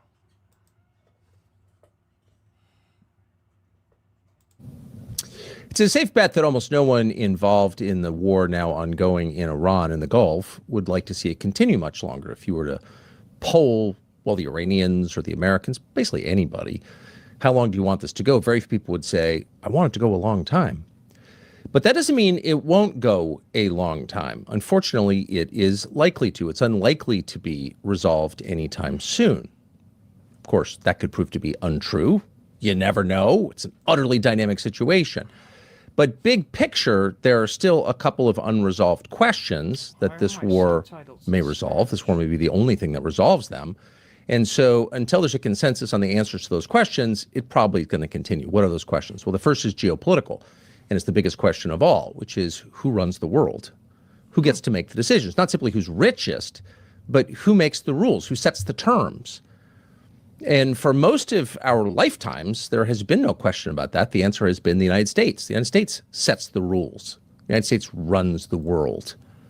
That's been true in the western half of the world since 1945, when the U.S. emerged stronger and richer than any other nation after the end of World War II. And it's been true since August of 1991, 35 years ago, after the collapse of the Soviet Union. The United States. Hey, just so you know, I am going to have to break this up a little bit and pause and give commentary. Otherwise, YouTube's going to give me a copyright strike and shut the stream down for copyright content. So, I can't let Tucker talk too long without interjecting a little bit. I'm not trying to get a copyright strike. I don't want the stream to get taken down. I am trying to get myself out there, so I gotta do what I gotta do and protect myself. States has reigned in a unipolar world. That's what they call it. There's just one pole. There's one center of gravity. There's one power center, and that's been the United States. But that has changed over the past several years, maybe decades, certainly since China was admitted into the WTO in 2001. Now it is a multipolar world. You've heard that phrase, no doubt, and that means there are at least a couple centers of gravity. Really, there are two. There's the U.S. and the constellation of states with which it's allied, and then there is, on the eastern hemisphere of the globe, China. And China is now a peer with the United States, at least, almost no matter how you measure it. Population, of course, much bigger. Military power, well, we're not quite sure, but certainly from a technological and industrial output standpoint, at least a peer. And then on a pure economic level, well, China has a bigger economy, a bigger real economy than the United States. So yes, China is a peer. And so the question is, since you now have two countries that are roughly evenly matched, we never do know until they come into conflict, but they seem roughly evenly matched, who gets to set the terms for commerce and diplomacy and everything else that happens on the globe. Well, if you were to reach a diplomatic solution, there would be, in effect, a power sharing agreement between these two countries. You take the East, I take the West. Here are the terms. But unfortunately, no such agreement, formal or informal, has been reached for a bunch of reasons. It's everybody's fault. But one of the reasons is almost nobody in Washington can get his head around the current, present, obvious reality, which is, no, we don't run everything anymore. We are in competition, not necessarily in conflict, but in competition with this other. I don't understand how these politicians can't get it through their head that we are not the power that we once were. We are getting embarrassed in this conflict in Iran, and all of our allies are watching. And the military superpower that we claim to be is looking very suspect right now with the success that Iran is having. There's going to be a lot of changes after this war. Hold on. I'm going back to Tucker. Give me a second. Country that's at least as powerful as we are, called China, different system, language, culture, etc., but at least every bit as powerful. And so you can't make unilateral decisions anymore. It's sort of that moment that many parents face when used to barking orders at their kids, they realize the kid is taller than them, and like it's a new relationship in some ways. You're always the parent, but you can't just bark orders anymore. That's pretty much where we are with China, or maybe a little past that, actually. And what we've noticed over the past several years is the total unwillingness, the inflexibility of Washington policymakers to just acknowledge the reality. And instead, even as we speak, there's probably some symposium underway in Washington about what will we do if China invades Taiwan. Well, of course, from China's perspective, Taiwan is part of China.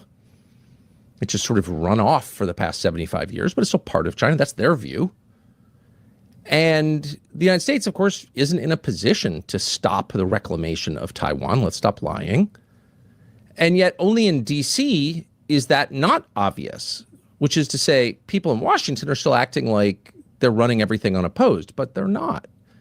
And the rest of the world is looking on and thinking at some point, you got to knock it off and face reality. Now, there are a lot of people in the United States, me included, who would like to live in a unipolar world. It's way less fun to be constrained, to have to come to terms with another country before you make a decision. No one wants to do that. No one wants to be challenged. But again, it's sort of not up to us or anyone the moment that you live in. You're not in charge of reality, actually. And so this is the reality we live in. And the question is, are we going to come to terms with it in a reasonable way, or are we going to be forced? I don't pay for YouTube Premium. Through use of arms to face that reality. And it looks increasingly like the latter. Unfortunately, that is not the way to settle matters like this, because you can emerge greatly diminished from those contests and find yourself in a much weaker negotiating position. Better negotiate while you're strong than when you're weak. But our leaders weren't wise or farsighted enough to do that. Seized by hubris, they were dictating terms, like Baghdad Bob. It's sad, actually. No reason to laugh about it. But that is one of the questions now being decided in Iran. Why Iran? Well, because these questions are always decided by proxy. No two great powers want to go to war with each other, of course, especially in the nuclear age, because that could mean simultaneous elimination, and no one wants that, at least consciously. And so typically these things play out in third countries, like Vietnam famously, or Afghanistan for both the Soviets and the United States, or Korea, and now Iran. Iran, which is part of an alliance that includes the other big powers, Russia and China. So they may not be explicitly weighing in, which is to say they're not fighting alongside the Iranians yet, but they're certainly on Iran's side, and they're certainly helping in a multitude of ways, one expects. And a lot for them rides on the outcome. And because it does, it makes it harder to settle this thing. So that's the geopolitical, very obvious overlay here. That's why this is not just a debate about whether the Ayatollah has nuclear weapons. Stop. It's much bigger than that and much more serious than that. And the consequences are much more profound than that. So that's the first. But there is another layer that most Americans are not aware of, but much of the rest of the world is highly aware of. And that is a religious layer. Now, Lindsey Graham is on tape saying to a gaggle of reporters, his bloodshot eyes, his puffy face, God knows what he's been doing, saying explicitly, this is a religious war. This is a religious war. Now, his motive in saying that, he's not here to answer the question. We can only guess. Is he trying to foment a religious war? Probably. He's an end times kind of guy. But it almost doesn't matter. He's telling the truth for once. This is a religious war, fundamentally. And that is not obvious to most Americans because this is the most secular society, not just the United States, but the West, the English-speaking world, Europe and the U.S., Canada, Australia, New Zealand. In history, there's never been a more godless, to be blunt about it, a more secular society at scale. Never. Nothing approaching this has ever happened, ever. Every society is fundamentally a religious society, explicitly religious except ours. So we lack the terms to describe what we're seeing, and we lack the imagination to think about it. And, well, to quote Jesus, we have the eyes, but we cannot see. We don't see what's happening around us, but the rest of the world very much does see. So you often hear people talk about the Middle East crisis, and they usually mean energy. People want the oil, the gas. But traditionally, when people have talked about the Middle East, they're talking about Jerusalem. We're talking about the holiest spot on earth. Let's be a lot more specific when we say the holiest spot on earth. The holiest spot on earth is something called the foundation stone. The foundation stone is literally a rock in Jerusalem, on what used to be called Mount Moriah, which was at one point the highest place in the oldest part of Jerusalem. And it's on that spot, on that rock, on that stone, that Jews believe the world began, that the Old Testament, or the Jewish Torah, tells us that Abraham brought Isaac bound to be sacrificed to God. It's on that spot that Muslims believe that the Prophet Muhammad ascended into heaven. And of course, it's right nearby that Christians believe Jesus was crucified and then rose to heaven. So on that spot, or right nearby, a lot has happened. But critically on that spot, because it was the place where Abraham brought Isaac, and again, to American ears, this sounds weird, but to the rest of the world, it's like, yeah, everyone knows this because it's the center of their lives. On that spot, Solomon built his famous temple. Now, in the Torah, it says pretty clearly, and correct me if I'm misreading it, that Jews, followers of God, can only publicly worship God and sacrifice on that spot, in that city, Jerusalem, on that spot. And on that spot was built a temple, the first temple. And that was destroyed by the Babylonians, famously. And then it was rebuilt and later improved by Herod. And it was, at its completion, I think, the largest building, certainly the largest religious building in the ancient world.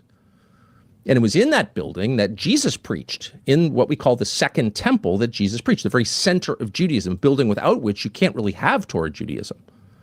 The religion just didn't work without. This is the temple that Jesus flipped the tables over in the New Testament, that he prophesied would be destroyed. And I think it was either between 30 or 70 years, I forgot the exact number, the temple was destroyed brick by brick.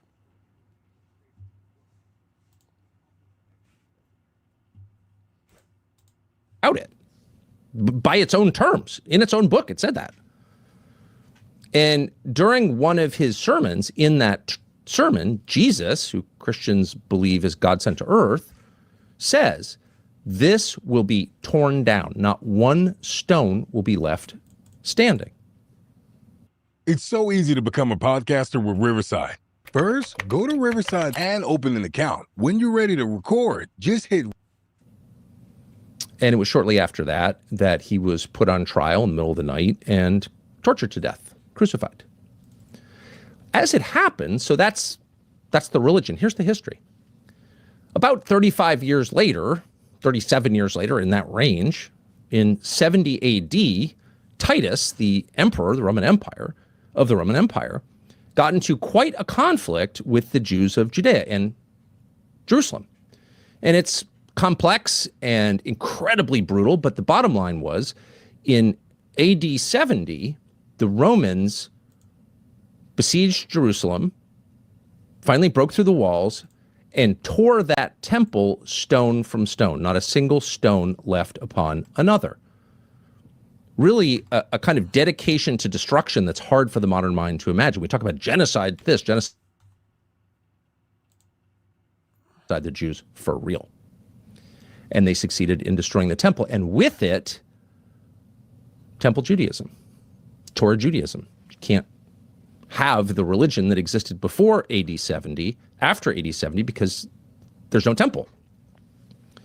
And so this has been an open wound for 2,000 years, and certainly understandably, people have wanted to rebuild the temple, to build what they call the third temple, to reestablish this religion at its birthplace. There are a couple problems with this. One, exactly 500 years after Titus destroyed the temple in AD 70, in AD 570, a man called Muhammad was born in Mecca and built one of the world's great religions, the world's second largest religion as it stands today, in a very short period. His name was Muhammad. He was born in Mecca. He died in nearby Medina. But in the meantime, he built or inspired the building of, within 50 years of his death, one of the great religious monuments in the world, certainly one of the prettiest, called the Dome of the Rock. And it's in Jerusalem on Moriah, in fact, built over the foundation stone. And if you've ever been to Jerusalem, or if you've ever seen photographs of it, you will remember vividly a gold dome. It's called the Dome of the Rock. Why is it called that?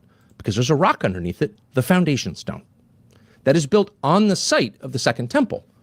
And that's in what's known as the Al-Aqsa complex. There's a mosque next door called the Al-Aqsa Mosque. And that spot is one of three holy places, apparently co-equal holy places, in Islam, Mecca. So the Jews want to, in case anybody doesn't know, they want to completely destroy the Dome of the Rock, one of the most holiest places for the Muslim religion. And that is the site that they are pushing to build the third temple. That would be like Muslims going to the Vatican and creating a mosque in Vatican Square. That's the equivalent to it. Now, whether you like Muslims or you don't, really doesn't matter. When you look at a comparison like that, how do you think the Muslim community is going to react to Israel destroying their holy site and rebuilding their own?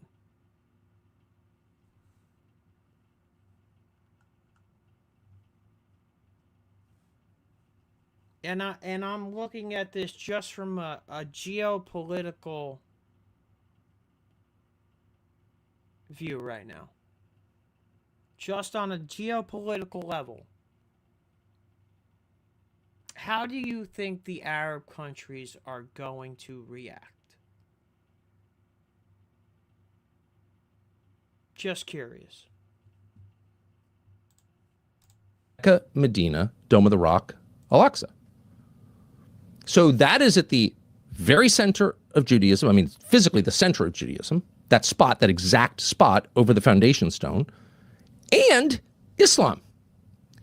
And it has been occupied by a mosque. A mosque has been sitting there since the 7th century, since the late 600s.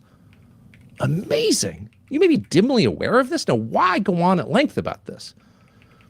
Because now is the moment, right now, like this week, is the moment that some people, not a huge number, most people, Christians, Jews, Muslims, are not fully aware of all this. But some people are highly aware of it and would like to begin the process of tearing down the Dome of the Rock, tearing down Al-Aqsa Mosque, and rebuilding the Third Temple.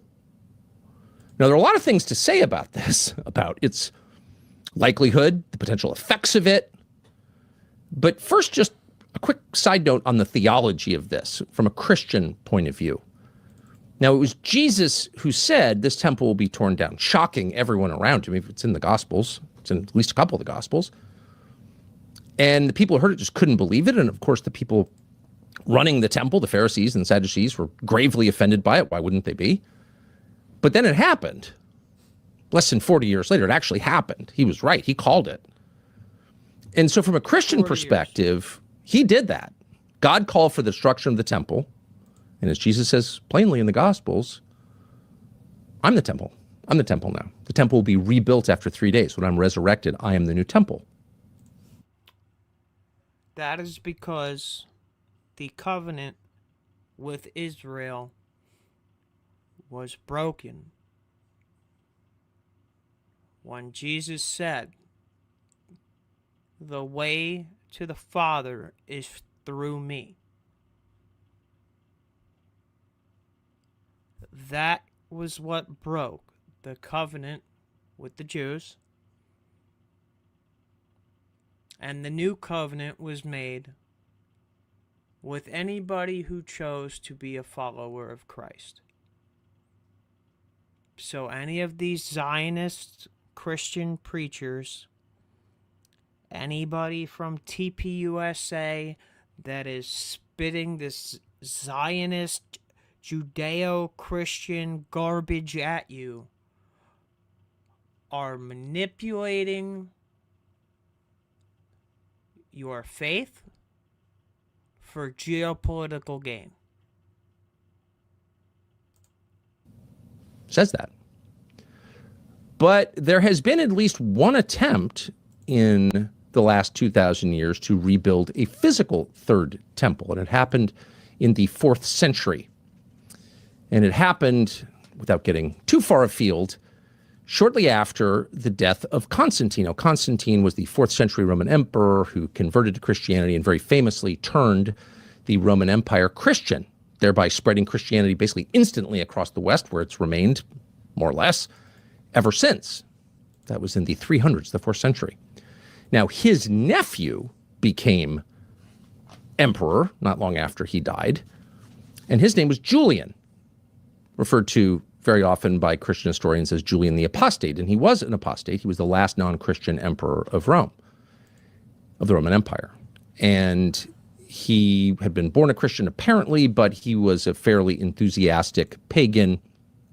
I just built a budgeting app. What? How? Base 44. Look, it pulls all our expenses into one place and breaks down spending by team. Guys. Polytheist and very aggressively opposed to Christianity. And for that reason, Julian the Apostate decided in 363 to rebuild the Third Temple. So it has been tried. For those who are thinking, could this ever happen? Oh, it happened. They tried to rebuild. He spent a ton of money doing it in 363. Inflation makes credit card statements particularly scary. You work 40, 50 hours a week just to buy groceries and gas, things you used to be able to afford without thinking that.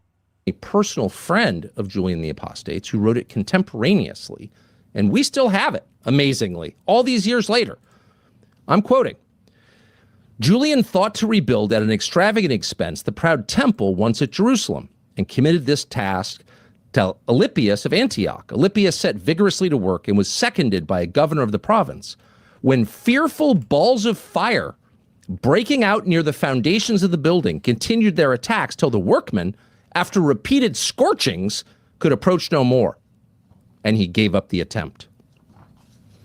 By the way, just a few months later, Emperor Julian the Apostate was killed. You know what he was killed doing? Invading Iran. Literally invading Iran in 363. Yeah, he was killed doing that. So it was during his invasion of Iran that he decided to rebuild the temple. You can't make this up. And we're not making up Israel. And by the way, there was an earthquake at the same time. There are many accounts of what happened when they tried to rebuild it. And all of them describe the earth rending and flames coming out. And it all sounds kind of spooky and supernatural. Like it's just too perfect, right? Jesus tears down the temple and begins this new relationship with God directly through him. No need for a building anymore in Jerusalem, a city he went out of his way not to spend the night in, walk over to the Mount of Olives, even after the Last Supper, but whatever. And there's this one attempt by a guy who hates Christianity to rebuild the third temple. And by the way, the workmen get burned by fire from the ground at an earthquake. And you can sort of laugh at that if you're a rationalist, a materialist, a modern man, until archaeologists discovered that actually there was a big earthquake in the region, in Galilee to Jerusalem in 363. So that actually happened. In any case, why the long history lesson? Because it's not history anymore. It's happening right now. There are key players involved in this war, the one happening tonight, who believe that what we're seeing on our television screens and on Twitter will usher in a series of events that begin with the destruction of the Dome in the Rock, Aqsa Mosque, and then the rebuilding of the Third Temple, after which the world will end. God will come back. And they mean it. And by they, we mean literally some of the guys fighting the war.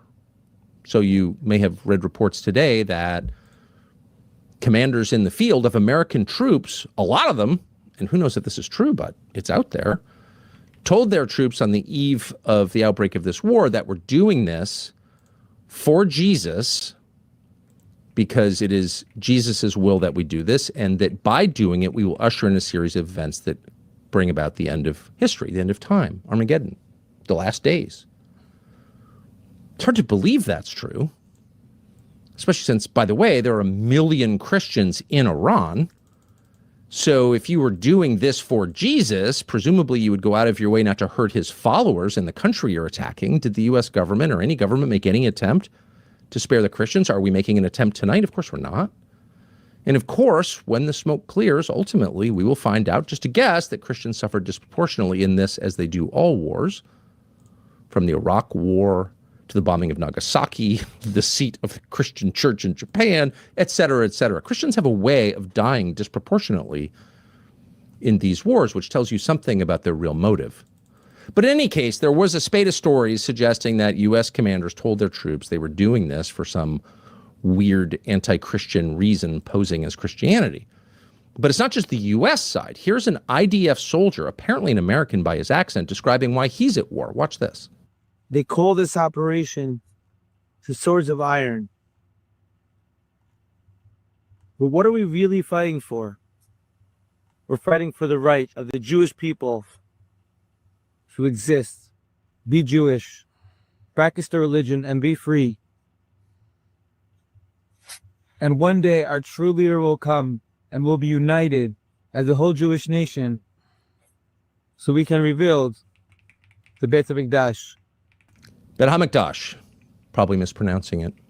That's the Hebrew term for the temple, the third temple. We are doing this so we can rebuild the temple. Now you'll notice he's pulling off patches on Velcro on his IDF uniform. These are not civilian clothes. This is the uniform of the government of Israel, of its military. And he has patches on that uniform, one of which is a symbol of the temple, the third temple. So it just couldn't be clearer. Why are we doing this? To rebuild the third temple. Now, if you think we're just cherry picking this off the internet, one guy wearing an unauthorized temple patch, paid for, by the way, a uniform paid by us, armaments paid for by us, the U.S. taxpayer pays for all this stuff one way or another. The U.S. taxpayer pays for the military of Israel. Boy, does it. If you think we're being unfair and just like found one guy Well, here's a bunch of guys. It took us about 2 minutes on the internet to find this today. Here is a selection of IDF soldiers. Let's put it on the screen. There you go. And all of them have the same patch. Look familiar. Look carefully at that. What is that? That's the temple. That is the third temple. And we'll get to in a minute about how this might actually happen and what it would mean for the rest of the world. And just to be clear, these are conversations that most Americans, certainly me included, never wanted to have. Everybody's religious beliefs, sincere religious beliefs, when held up to the light of the rational world, to the man-made world, seem a little spooky and crazy, which is one of the reasons that in the culture some of us grew up in, we don't talk about them in public because they're personal. They're the most personal part of a person. So it is without judgment, by the way, that we're airing this, okay? Just describing it because it is significant to the future of the world, to the future of this war, and to our future as Americans. So how exactly did the IDF, the Israel Defense Forces, a military that the U.S. taxpayer pays for, that lots of wealthy Americans send money to friends of the IDF, how did all these guys wind up wearing patches suggesting the point of this war was the destruction of one of the holiest places in Islam and the rebuilding of a temple that is totally anathema to Christianity? Like, how did this happen? Well, there are a lot of ways it happened. The main way it happened is because no one in the United States noticed, because it's such a secular place. And as noted, we have eyes but can't see and ears and can't hear. But this has been going on a long time in public through, in part, the efforts of a group called Chabad, Chabad.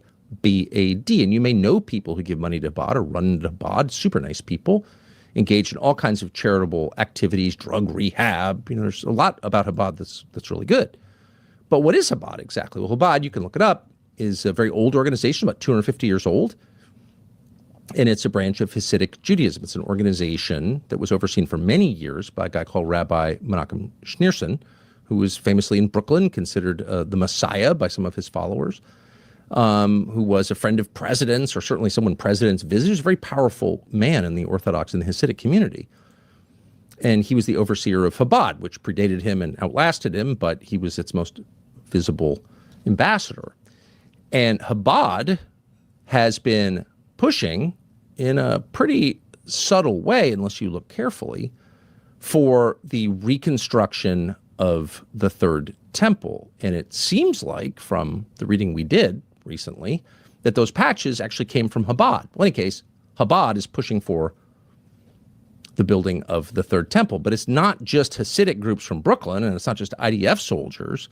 There are amazingly a lot of American evangelical leaders, Christian Zionists, whose main point is rebuilding the Third Temple. Now, how could an American Christian or any Christian call for the building of a temple whose inherent presence denies Christ?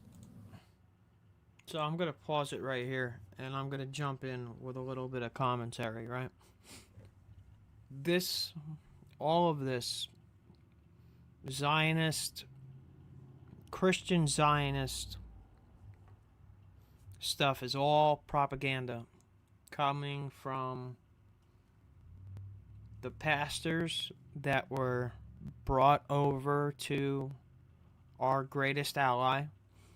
They brought over 1,000 pastors of the biggest churches in the country, and they put them through classes on how to present the Jewish religion in a Christian framework, so the pastors would be able to drum up Christian support for what Israel is doing.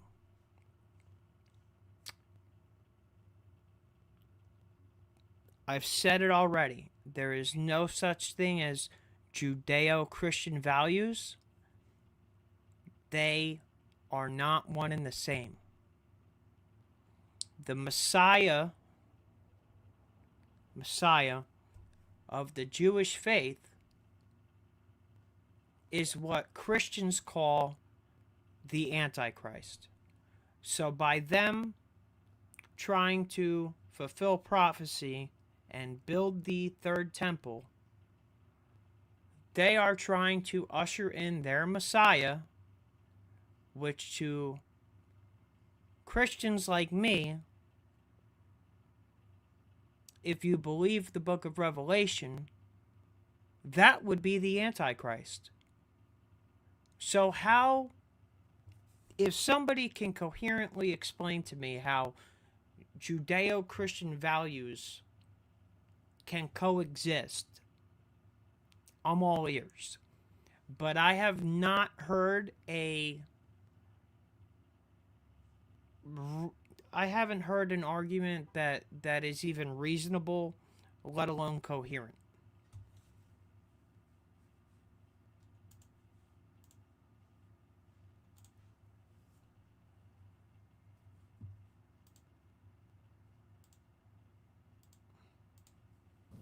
Who said clearly, and Christians believe this, it's a core point of faith, I am the temple. You want to speak to God, you speak through me. That's Christianity. That's the whole religion right there. So if you're a Christian preacher calling for the rebuilding of the third temple, you kind of missed the whole point. That's more than apostasy. That's like not even knowing what the religion's about. So it's hard to believe there could be any ordained Christian leaders pushing for the rebuilding of the third temple. Oh, but there are a lot. Yes, there are a lot. And here's just one. This is Pastor Greg Locke. Listen to this. The Gaza Strip, which has now been cut off by Israel, and rightly so. They should have cut them off a long time ago. Now, I don't care how insensitive you think I am to that. There's 6 doors in this church. You can leave anytime you want to. They've cut them off, electricity. I don't know how anybody that speaks the way this man is about to speak can call himself a Christian, and how true Christians could follow anything that this man speaks about. Cut off their water. They should have. Now, listen, I'm not for hurting anyone that's innocent, but anybody that supports terrorism is not innocent. You understand that? Israel should make the Gaza Strip a parking lot by this time next week. Destroy the whole thing. What they ought to do is evacuate up there on the hill and get a great big missile and blow that wicked dome of the rock plumb off of the spot where it's standing right now, so we can get that third temple rebuilt and usher in the coming of Jesus.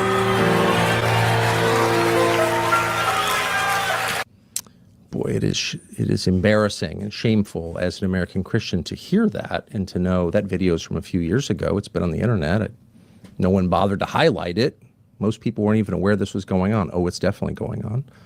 These are very common views. Seems obvious that Mike Huckabee has them, that a lot of the Christian Zionists, John Hagee, that you think just like Israel. They just like Israel a lot. No. These are clerics, so their lives are informed by their religious views. What are their religious views? Well, you just heard it right there from Pastor Locke, who's quite a prominent Christian Zionist. He's not some lone wacko.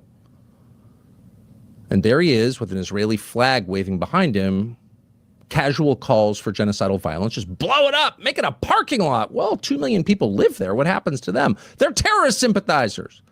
That right there is the tell. This is not Christianity. Imagine Jesus saying, just kill them all. They're terrorists. Is there anything in the gospel that suggests Jesus believed that? No, there's a lot to suggest, in fact, to tell us in very clear terms. He thought the opposite, of course. But the last part, let's build the third temple and bring about the return of Jesus, is a direct contradiction of core Christian theology. And even people without theology degrees who didn't go to some eminent Bible college can tell you, what? Jesus says, I am the temple. That is not Christianity. It's not even a close facsimile of Christianity. It's clearly evil. And it is, in some sense, the driving force behind the efforts to rebuild the third temple. The covenant with Abraham was broken. In the New Testament, when Jesus said, "The way to the Father is through me," at that point, a new covenant was made with all of the followers and all of the believers of Christ. The fact that these people claim that they were promised this land and they're just going to take it no matter who gets in their way is manipulation of your religion at its finest. These people are weaponizing your faith, your belief in Christ, to support their political agenda. And right now, our troops are getting killed because our greatest ally wants to wage a holy war against all the Muslims in the world. Because destroying the Dome of the Rock and building the third temple on that site would 100% usher in a war of biblical proportion. And that's exactly what they plan to do. And because they believe they are God's chosen people, they believe that they are going to win. And they are going to bring down our entire country in the process. Unless we figure out a way to break away from the Zionists.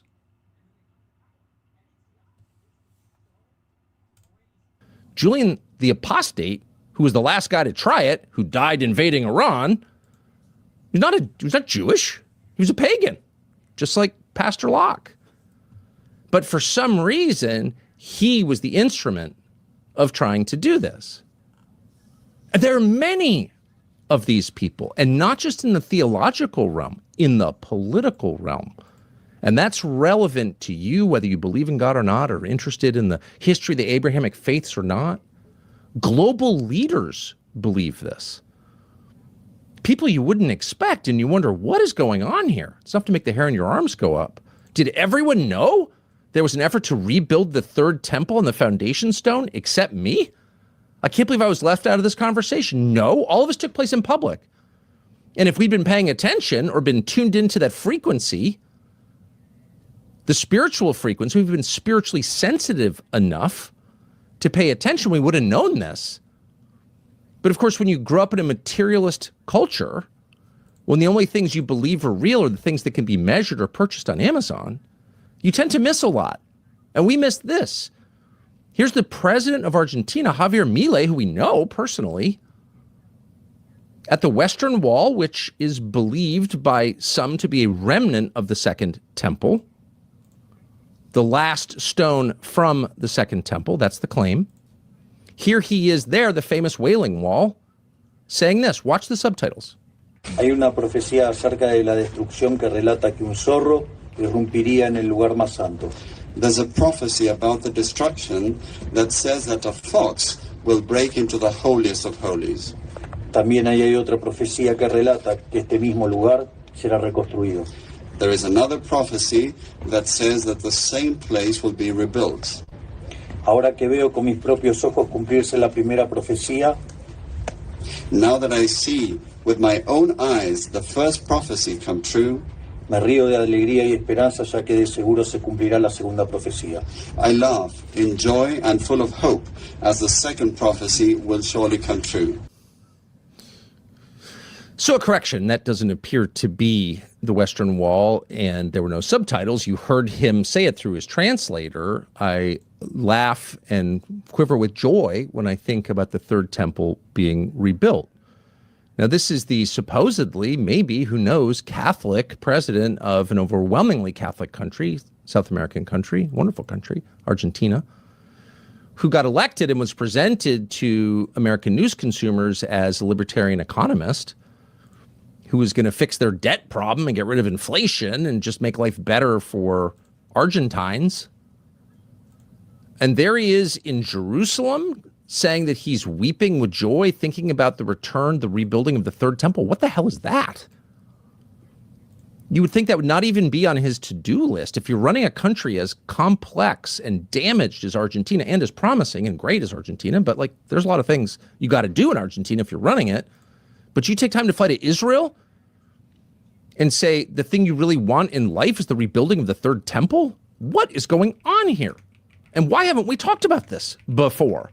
Say before we invaded Iran with troops who say out loud we're doing this to bring about the creation of the third temple. Why weren't the rest of us informed? Now, here's a piece of tape you may have seen and that I personally don't want to play since I know the guy and I like him, but it does make you wonder. So this is the current Secretary of War, Pete Hegseth, former Fox News employee, nice man, very nice man. 2018 in Jerusalem, and as someone who knew him well, I can tell you I had no idea that he had such evolved and specific and apparently very informed opinions on rebuilding the third temple, of all questions. This is not something they teach you in Sunday school in the Presbyterian Church. This is not something that people talk about at dinner in the United States. This is not something our Congress ever mentions, that the president ever talks about.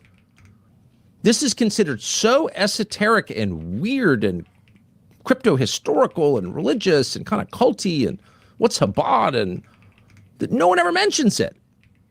But here's Pete Hegseth, football player from Princeton, going on about it in a way that suggests he's thought a lot about it. This is 2018. Today, Jennifer and I and others had a chance to go see the Western Wall of the Temple Mount, the Western Wall tunnels, so much of the old city. And as you stand there, you can't help but behold the miracle before you. And it got me thinking about another miracle that I hope all of you don't see too far away. Because 1917 was a miracle, 1948 was a miracle, 1967 was a miracle, 2017, the declaration of Jerusalem as the capital was a miracle, and there's no reason why the miracle of the reestablishment of the temple on the Temple Mount is not possible.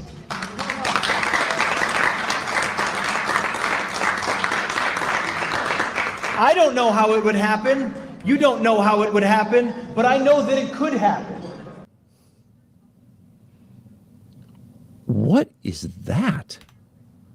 That's the Secretary of War right now overseeing the war with Iran that people fighting it are starting to say actually is about rebuilding this third temple. It's the same man. Okay, this is the point where you begin to think maybe we should have talked about this and its implications. Yeah, maybe. And what are been a its good idea, implications? you know? Religious war, global religious war. So the first heavily publicized move by the United States military and the Israeli military in this conflict was to kill the head of state of Iran, the 86-year-old Ayatollah Khomeini, who was replaced today by his son, who's apparently more anti-Western than he was. So I guess.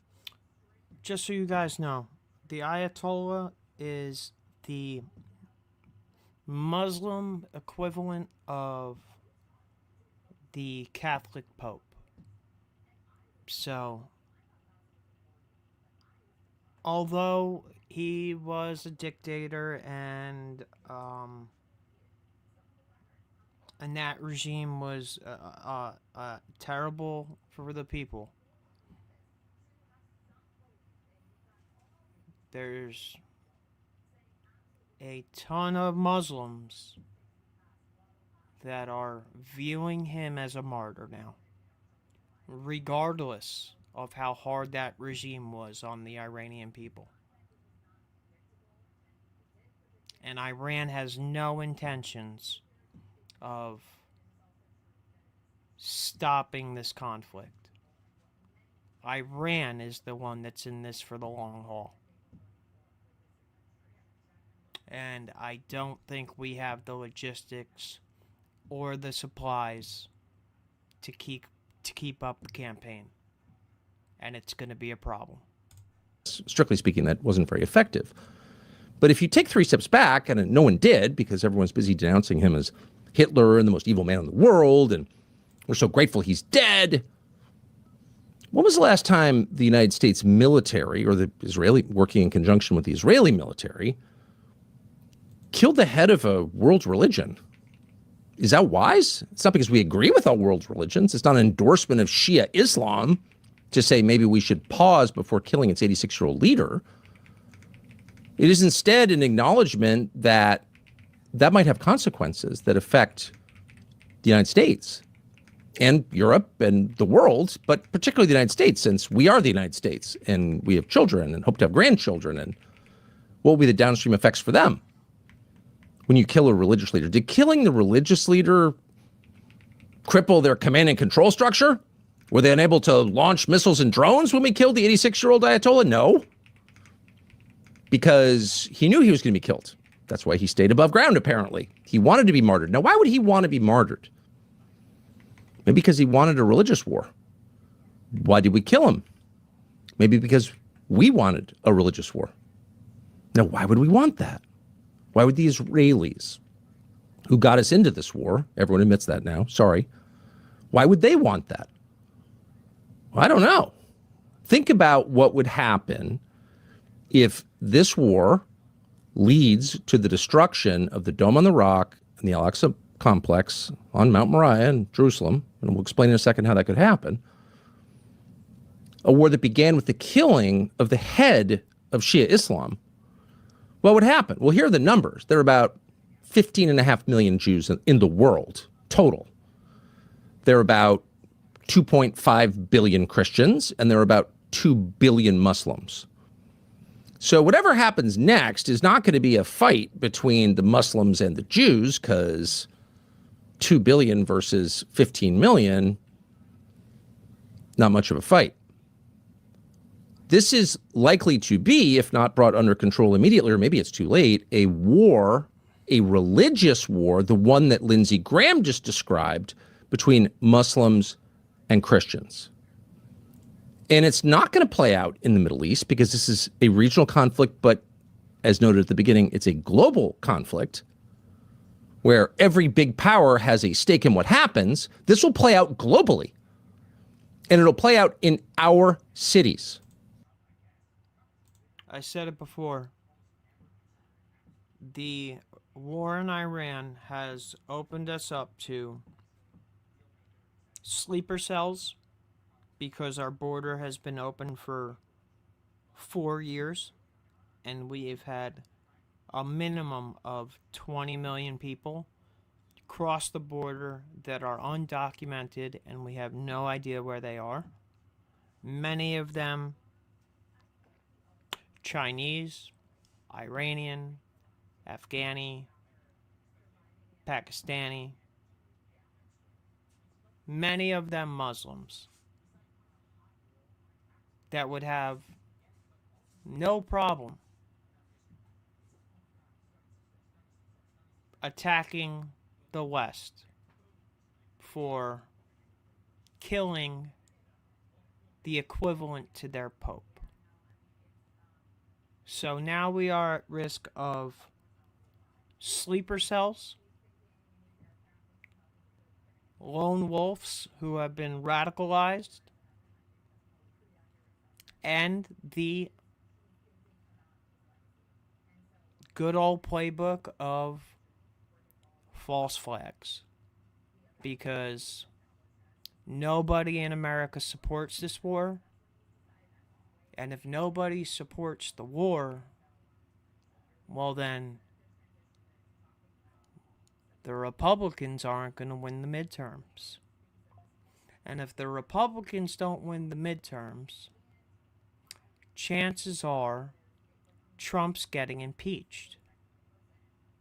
And the polling numbers, because of the way they've handled the ICE raids and everything that's happened in Minnesota, the polling numbers are showing the Republicans that they are going to get slaughtered. So, originally, they were acting on a timeline of 4 years that they had to get this done. Well, if the polling is right, and chances are it is, because 3/4 of Trump's base feels like they've been lied to, gaslit, and alienated, they're not turning out to vote. And if they don't turn out to vote, the Democrats are going to sweep.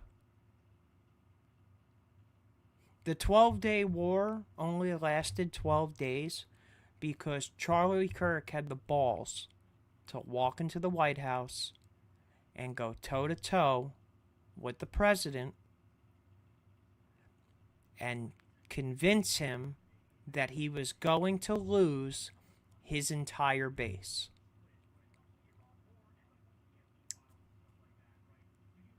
And what a coincidence.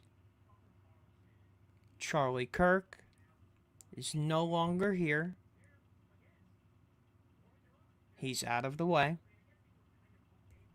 There is nobody to rally the youth vote other than people like Fuentes,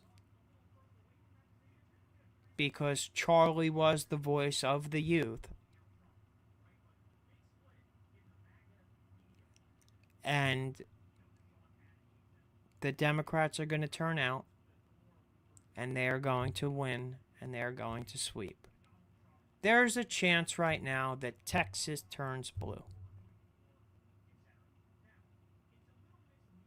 Texas. And it's long been said, if Texas turns blue, the Republicans will never win again. Trump has taken the biggest modern day groundswell of political support and squandered it in less than a year. And his downfall will be studied for decades. They will be learning about this when our grandchildren are in school. That's how big Trump has fucked this up. And at this point, how do we get out of this war? How do we get out of this conflict? What's the exit strategy? Because Iran, they tried to get Iran to the table, and Iran told us to go fuck ourselves. So they're just going to keep going. And we don't have the supplies to keep shooting $1 million missiles at $20,000 drone swarms and not hitting anything. We don't have the supplies to resupply the Iron Dome. Iran has destroyed every port in every allied nation along the Gulf all the way to Italy. So that's the closest place our military can resupply right now, is fucking Italy. And Iran has shown no sign of letting up.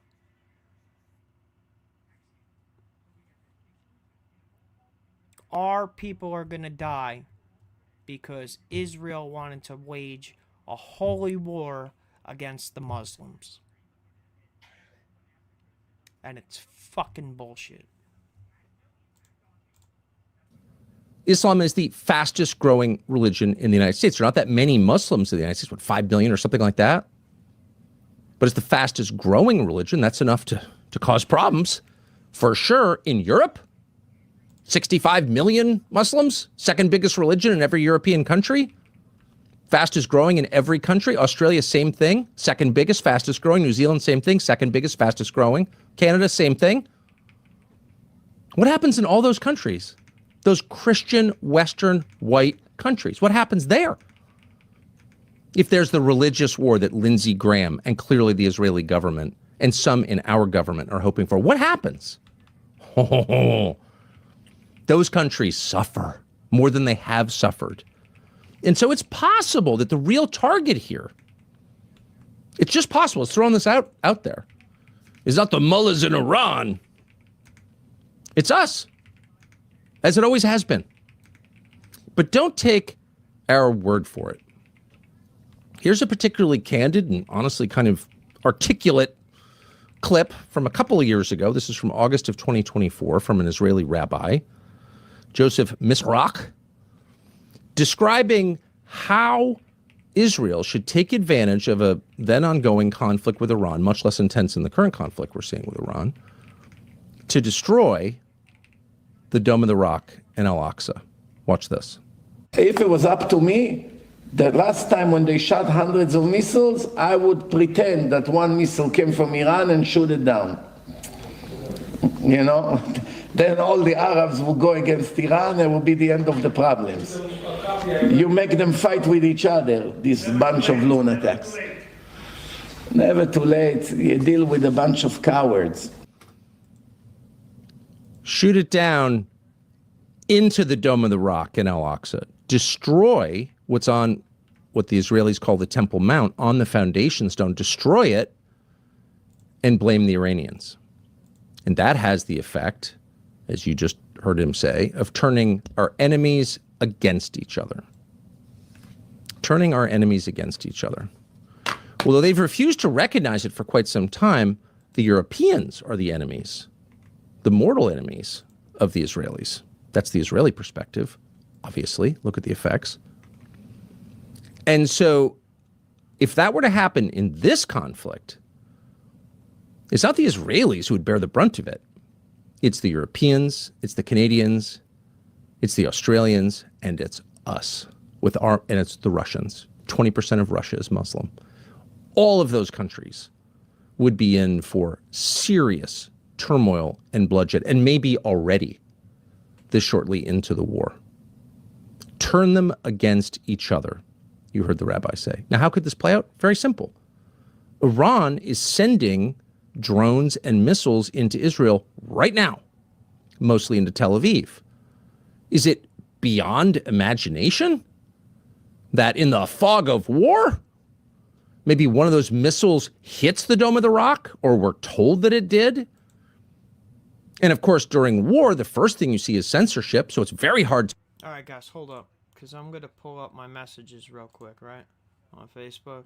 I got a couple things in my messages that, a couple videos that you are not going to see on the news because Israel does, they're basically on a media blackout and they don't want any videos of the destruction of Tel Aviv being broadcasted to the world. So instead, what I'm going to do is I am going to pull up some of these videos of these hypersonic missiles that we cannot shoot down and the damage that it is causing in Israel that you will not see on the news.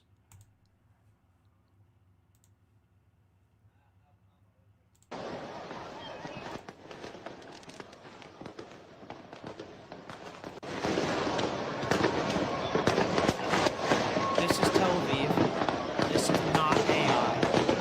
This is a real video. looks like Armageddon.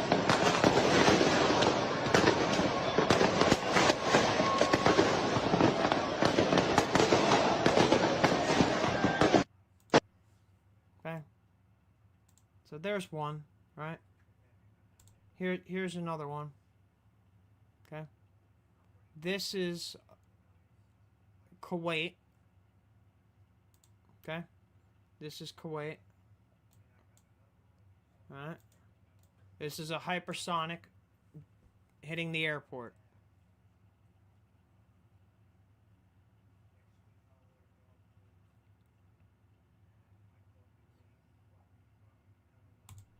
How long do you think these Arab countries are going to continue allowing us to use our military bases to attack Iran while Iran's missiles are blowing their ports, their airports, our bases into fucking oblivion?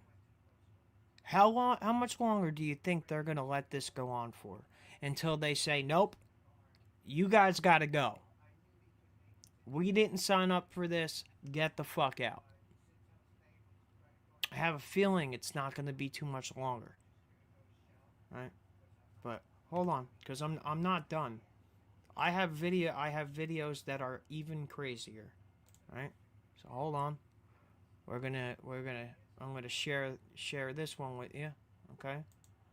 Oh, I didn't show you guys any of them. Oh my god, I fucked up. Hold on. Share screen. Alright. Give me a second. I'm sorry. I apologize. You guys are ready? You guys are gonna like this, right? Yeah. Here we go. These are the hypersonic missiles hitting Tel Aviv.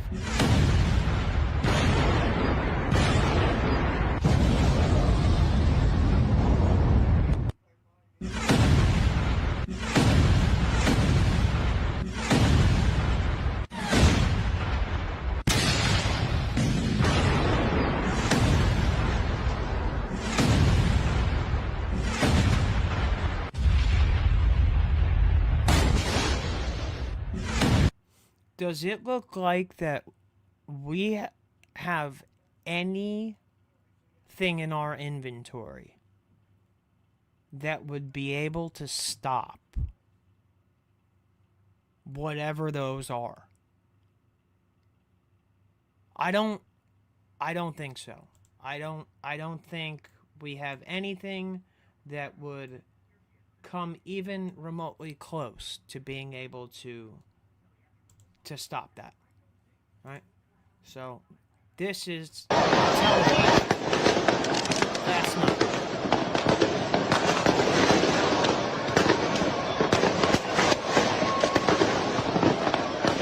No, this is an AI. Check. It's confirmed real.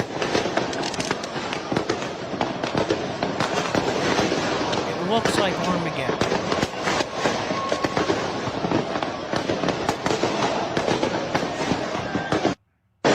Okay. I'm not done. I'm not done. I have more. Okay? I have more. And we're going to watch them because you're not going to see this stuff on the news, right? Because they're on a media blackout in Israel and the mainstream media is not allowed to show Israel getting struck. Of course they're not.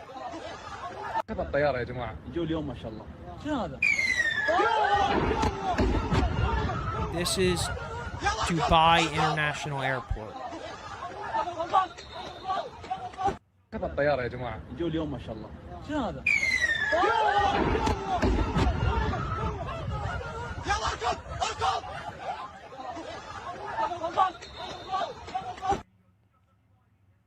Iran is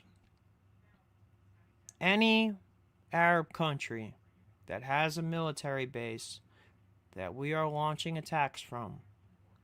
Iran has said, fuck you, you can get it too, and they're giving it to them. And I still have videos that you haven't seen yet. It is unbelievable. I don't know what we were thinking. I don't know where we got the intelligence that we got that said we could do anything against this. But we are ill prepared for this conflict. And Iran has taken out every port that we can resupply at all the way to Italy. So now for our ships to resupply, they need to leave the Persian Gulf and go to Italy. This is a logistical nightmare that we do not have the resources for. And Iran, their missile count is about 15-1 compared to what we have. So they're in it for the long haul. They're not going to stop. So how we get out of this?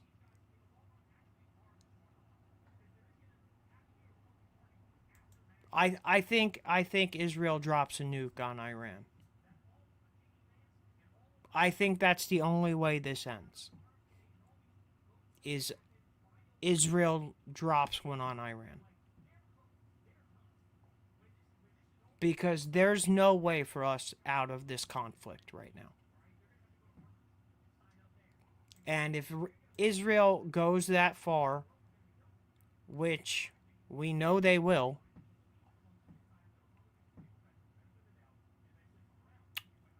what are the ramifications of that? How would all the Arab countries react to Israel dropping one on Iran? I think the fighting between the Sunni and the Shiites would stop. I have a feeling it would stop. And I have a feeling that we're going to be in a whole lot of trouble.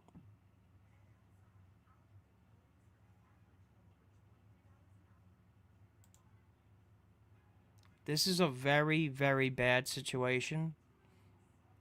And the mainstream media is lying about our positioning, how well we're doing, our supplies.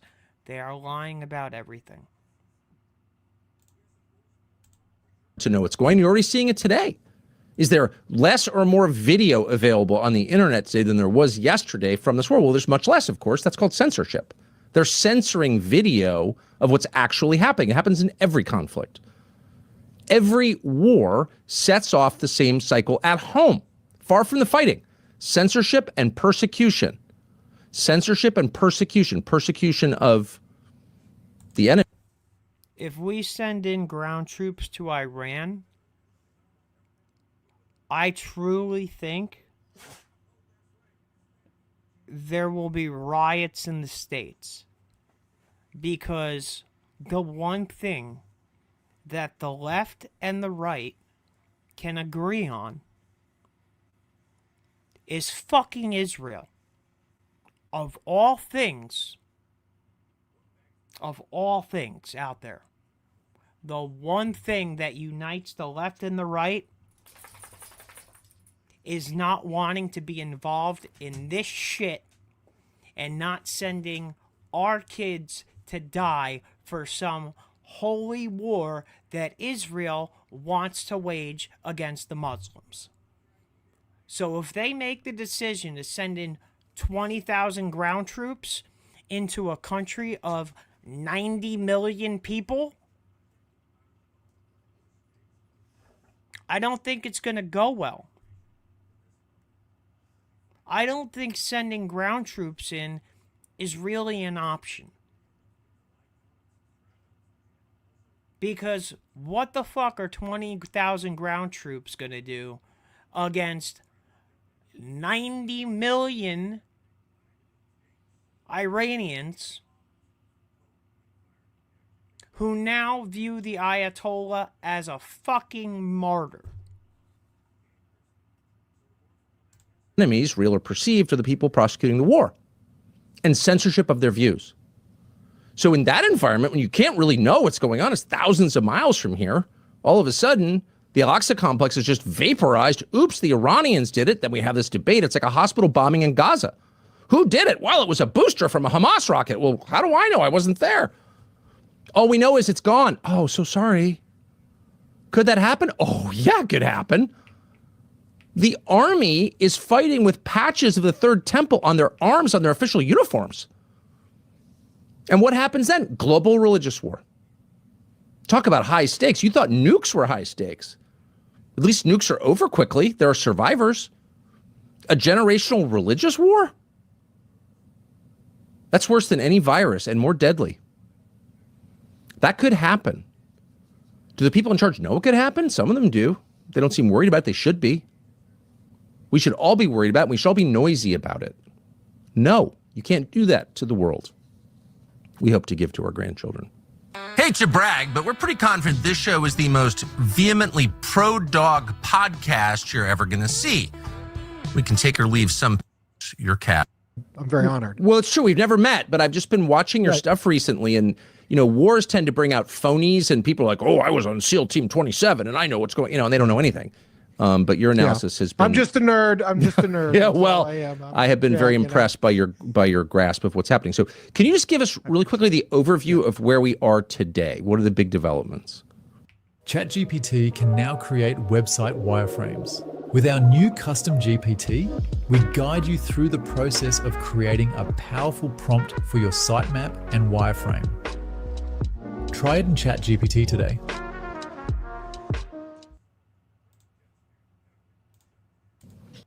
Yes, you are right. A false flag is something that could possibly unite the country. But after 9/11, I think there's too many people that would not believe in whatever story they tried to tell. And it's sad to say that if there was an attack on American soil, I think the majority of the eyes would be looking at our own government and our own military. Or Israel's.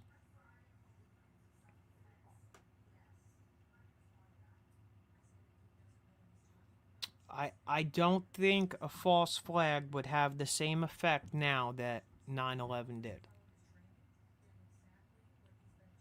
Same situation.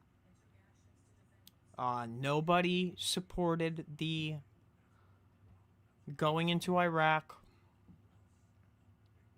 9/11 happens. We go right into Iraq before Afghanistan, looking for weapons of mass destruction that weren't there. And I don't know a single veteran that served in Iraq or Afghanistan, Fallujah, Ramadi. I don't know a single one of them that believe that they were there for the right reasons. And you will have the entire veteran community speaking out against the war and against people going to the recruiter's office and signing themselves up because they got put through the same playbook and it destroyed their entire generation. It destroyed my entire generation. I know people that died in Iraq, in Fallujah.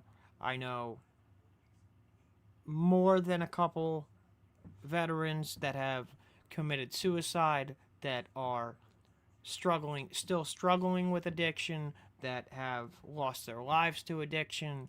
The veteran community will unite in speaking out against this conflict.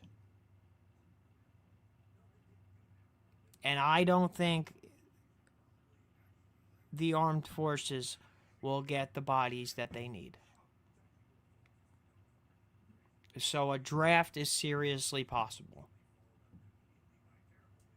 And that is really fucking scary.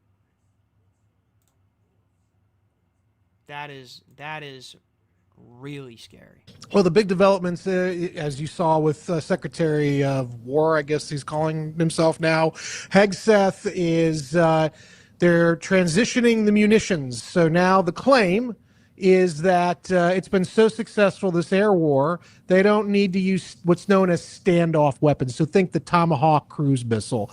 And they're going to now shift, the Air Force and the Israeli Air Force are going to shift now to flying large sorties of warplanes into Iran and bombing targets with what are known as gravity bombs. And these are things like the Joint Directed Attack Munitions, JDAMs. They require you to be close to the target. So the risk factor to our pilots is now increasing exponentially.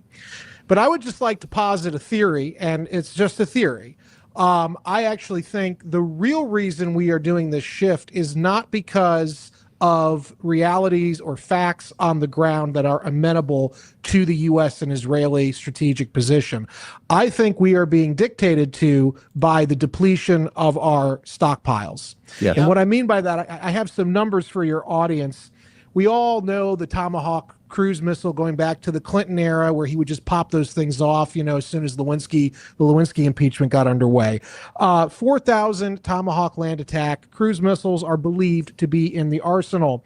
We have been draining those since 2022, 2023 in Ukraine at a disproportionate rate. In the last 4 days of this conflict, we have expended 400 of those systems, which means that's 100 per day with the operational and tempo not ceasing. In 2026, the budget request was only for 59 new missiles. We need several hundreds every year. The reason we're getting such low... 59 new missiles in 1 year. That's what the government decided to do with the largest military budget in the world. 59 missiles was what they decided on. Is this a fucking joke? Low numbers, Tucker, is because our defense industrial base is broken and we have no business starting a world war or a major regional war as we are in the process of doing. So I believe the real reason the U.S. and Israeli militaries are starting to get more daring and dangerous with their airstrikes is because they cannot afford to blow through the munitions that are already depleting. And it is in fact a race to depletion between us and Iran. And right now, I think the Iranians still have a very sizable, unused, increasingly sophisticated missile arsenal. Colonel Rob Manus is a friend of mine. He's a former Air Force colonel. He disagrees with me. He says, look, these missiles that are being popped off by Iran are basically a bunch of dead enders. It's going to fizzle out. And Hegseth made a sort of argument about that today, that there was a decrease. But I actually think that those dead enders, if that's what you want to call them, actually are probably still combat effective. And that is why we are now having to still continue the war, even though we have blown through these standoff munitions, which really were protecting our people. In fact, I got word from a source of mine who's monitoring this on open source, which it looks like the USS Abraham Lincoln is going to be repositioned to within anti-ship ballistic missile range of Iran. So either the U.S. really believes we've degraded the Iranian capabilities sufficiently, or we're just throwing caution to the wind because we got to get this thing over before we run out of materials. And that'll probably start happening this weekend. This is not a surprise to people who watched carefully the few days in the run-up to this conflict, where there were uniformed servicemen. I mean, there were flag officers who apparently made this Vice case. Admiral Kocher. Yes. Exactly. That we just don't have the munitions to sustain any kind of real conflict. They said that, right? Yeah, in fact, it is my understanding, and this is, again, take from this what you will, it is my understanding that last Friday the order went out at 3:38 p.m. Eastern. Before that, there was a, quote, particularly contentious meeting between General Dan Raisin Kane, who is Trump's handpicked chairman of the Joint Chiefs of Staff. He was pulled out of retirement by Trump, so this is Trump's guy.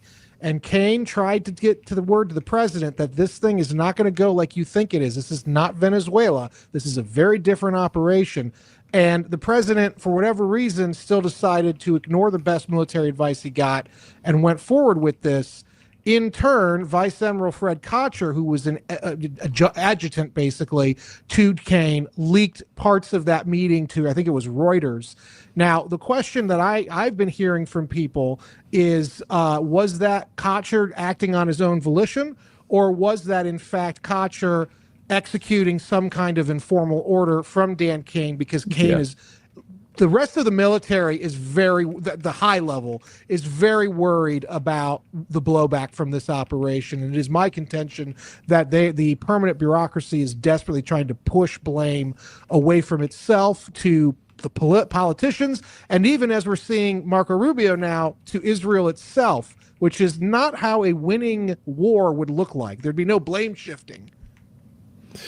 So do you have any insight into how the decision was made to kill Iran's head of state / chief cleric? And this has not been a conversation anyone's been willing to have, because, of course, the proponents of it have been screaming about how he's Hitler, he's the worst person. If there's any question about whether it's a good idea to kill him, you're an Ayatollah lover, just the normal low IQ crap that you see on Fox News. But it's a real question. Like, what was the thinking there? Do you know? So, again, this is all, background and sort of piecing the puzzle together with what I know about how it works up in that horrible city we call D.C. But basically what it sounds like is the administration used the idea of diplomatic talks to lull Khamenei into a false sense of security.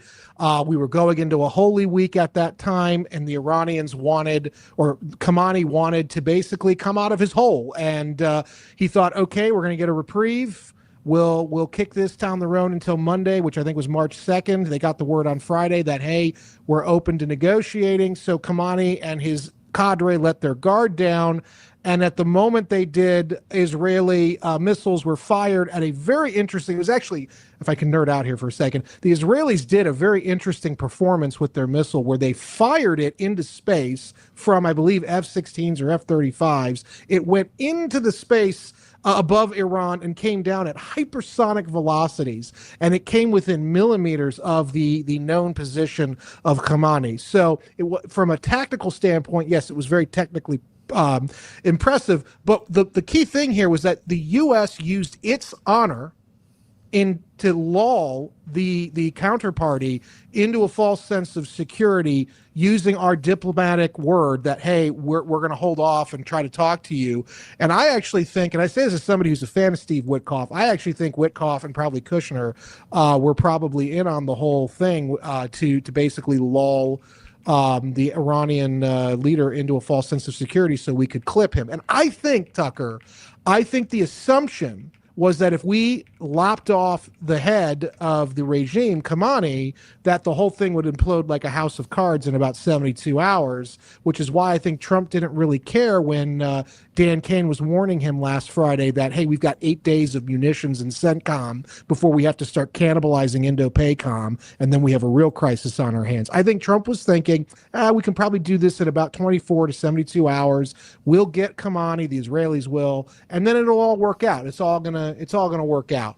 And obviously, nobody took the time to brief the president on, and I could have done it, I wrote a whole book about it, on basically what the Iranians have been doing for pretty much 47 years to harden their regime and to make it relatively survivable. And that is why now we find ourselves, what is it, day 4 or day 5 now? And they're already having to panic and change the munition structure because we're depleting them too fast. This is why, by the way, the heads of those defense companies are now being summoned to the White House because Trump is going to try to read those leaders the riot act saying you got to boost production. And they're going to say to him, sorry, we can't do it because the defense industrial base is both broken and corrupt.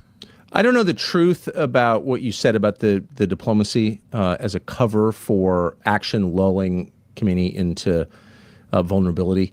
I have heard just the opposite, that the Israelis are telling everybody that the U.S. knew the strike was going to happen, and they're doing that to shake the faith of any of our partners in the region in our diplomacy and make us sound decisive. I don't know I don't obviously, like I said, take from this because this is all, I don't have evidence of this to present. I don't to either. You, but I find it, just if I can speculate here for a moment, I find it impossible or improbable to think, given the level of fusion between the U.S. and Israeli command and for goodness sakes, there are Israeli officers permanently stationed in the Pentagon. And I was just told by a former CIA case officer at Langley. So basically, I find it really hard to believe that the administration did not have any involvement in this. Now, they want to say that they didn't, and I think they are saying this because they're worried that there's going to be significant political and possibly legal blowback, over time, because this war is anyway. But so I don't believe that particular story when they say, oh, we had nothing to do with it. I think we probably did not have an active role in the sense of bombardment, but I do believe that we were aware of what was going to happen, and I think we probably nudged it along. If that's true, that's one of the craziest things that's ever happened. I mean, we're trying to negotiate an end to the war we've been waging against Russia, which is right at we? Yeah, well, exactly. And the Russians aren't stupid. The Iranians aren't stupid. Not everyone other than us is stupid. And which is our assumption. They're all a bunch of savages. They're all Pashtuns, living in the Hindu Kush, but they're not actually. They're really smart. And they look at this and like, why would we enter into negotiations with the same negotiating team that just did this? So, okay, but here's my macro question, which is, what about the safety of the United States? Like when you kill an 86-year-old leader of a global religion, which Shia Islam is, it's the smaller but still enormous branch of Islam. Yeah, you're gonna expect to create religious extremism. You kill the religious leader during Ramadan. Like, was there no one in the room? And I know you're not supposed to say this because it makes you like a Muslim lover or something. I just want to say this as a Jesus person, but as an American who wants peace in my own country. Nobody stood up and said like, "Hey, what are we doing here? Like, we're going to create a generational war that our grandkids are going to have to deal with at the shopping mall." Yeah. Did anyone say that? No, I think General Kane was the closest, and he was making sort of a technical argument. And I have to say, as much as I do like the general, and I do like him, I think he's a decent guy. Yeah, I think he's gone down in my book a little bit because he didn't resign in protest. Because whatever they're saying in public, the logistics it's like math. It doesn't lie. It's gravity. It doesn't lie. And the logistics are not in our favor if this becomes, Trump said it was a forever war yesterday. Now he's putting in sneer quotes, but this could become at least a 5 to 8 week war. Hegseth said 8 weeks today. And so I'm starting to remember COVID, and 2 weeks to flatten the curve became, years of, dealing with fallout. So I am very concerned that the president has really bad advisors. These are not people that I think have the best interests of MAGA or America First, the coalition that got him elected. MAGA and America First are no longer the same thing. Anybody that is MAGA supports this war, supports this conflict, and supports the Israel First agenda. And anybody that is America First is waiting for somebody to step up and actually take care of the people in this country rather than worry about their donors, their lobbyists, their political interests. They're worried about making homes affordable for young couples. They're worried about getting inflation down. They're worried about energy prices. They're worried about how the value of the dollar is falling like a brick. That's what people that are America First are worried about. Not fighting a war 6,000 miles away on the behalf of another country that thinks it's a holy war.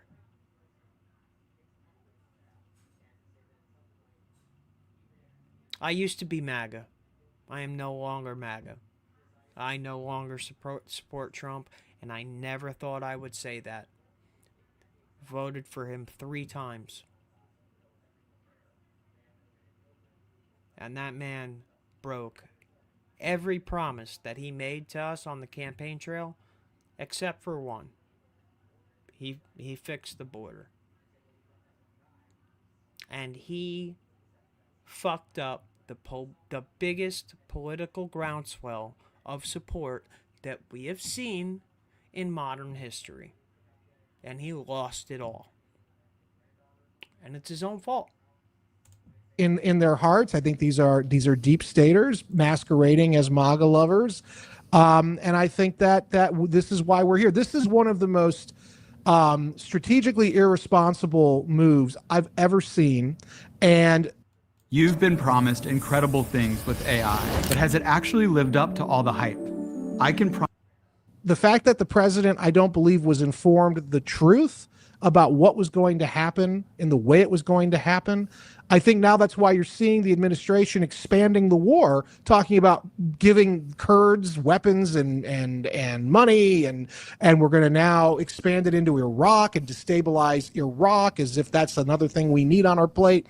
This to me is is a country that has made a very serious mistake with triggering this war, and now they're just making the mess bigger and bigger and bigger, hoping that they can clean it up once it's totally, out of hand, or maybe they don't even want to clean it up. I don't know. That's speculation. But I do believe that we were involved on some level with what was going on behind the scenes the day that. And by the way, I just want to make something clear. I am very much anti-Islamic Republic of Iran, that regime, all of that. I'm on the record. People know this about me. So I'm not saying this because I'm mourning the loss of Khamenei, but it is very dangerous what we're doing. And I think that we really damaged America's credibility for a long time when it comes to diplomacy. We have opened our country up to lone wolf attacks by people that have been radicalized, sleeper cells because our border has been open for the past 4 years. We have minimum 20 million people who cross that border, many of them from China, many of them from Afghanistan, Pakistan, Iraq, Saudi Arabia. So there's a very real threat of sleeper cells actually being in the country. And we have opened the playbook up for the false flag. Something's going to happen. Something's going to happen here, and Americans are going to die. It's unavoidable. We have crossed the line of no return, and shit is going to pop off here. And we have Israel to thank for that, our greatest ally. Like, call your patriotism. Some guy working for Israel is calling me unpatriotic in a country my ancestors founded. I don't think I'm not going to play along with that at all.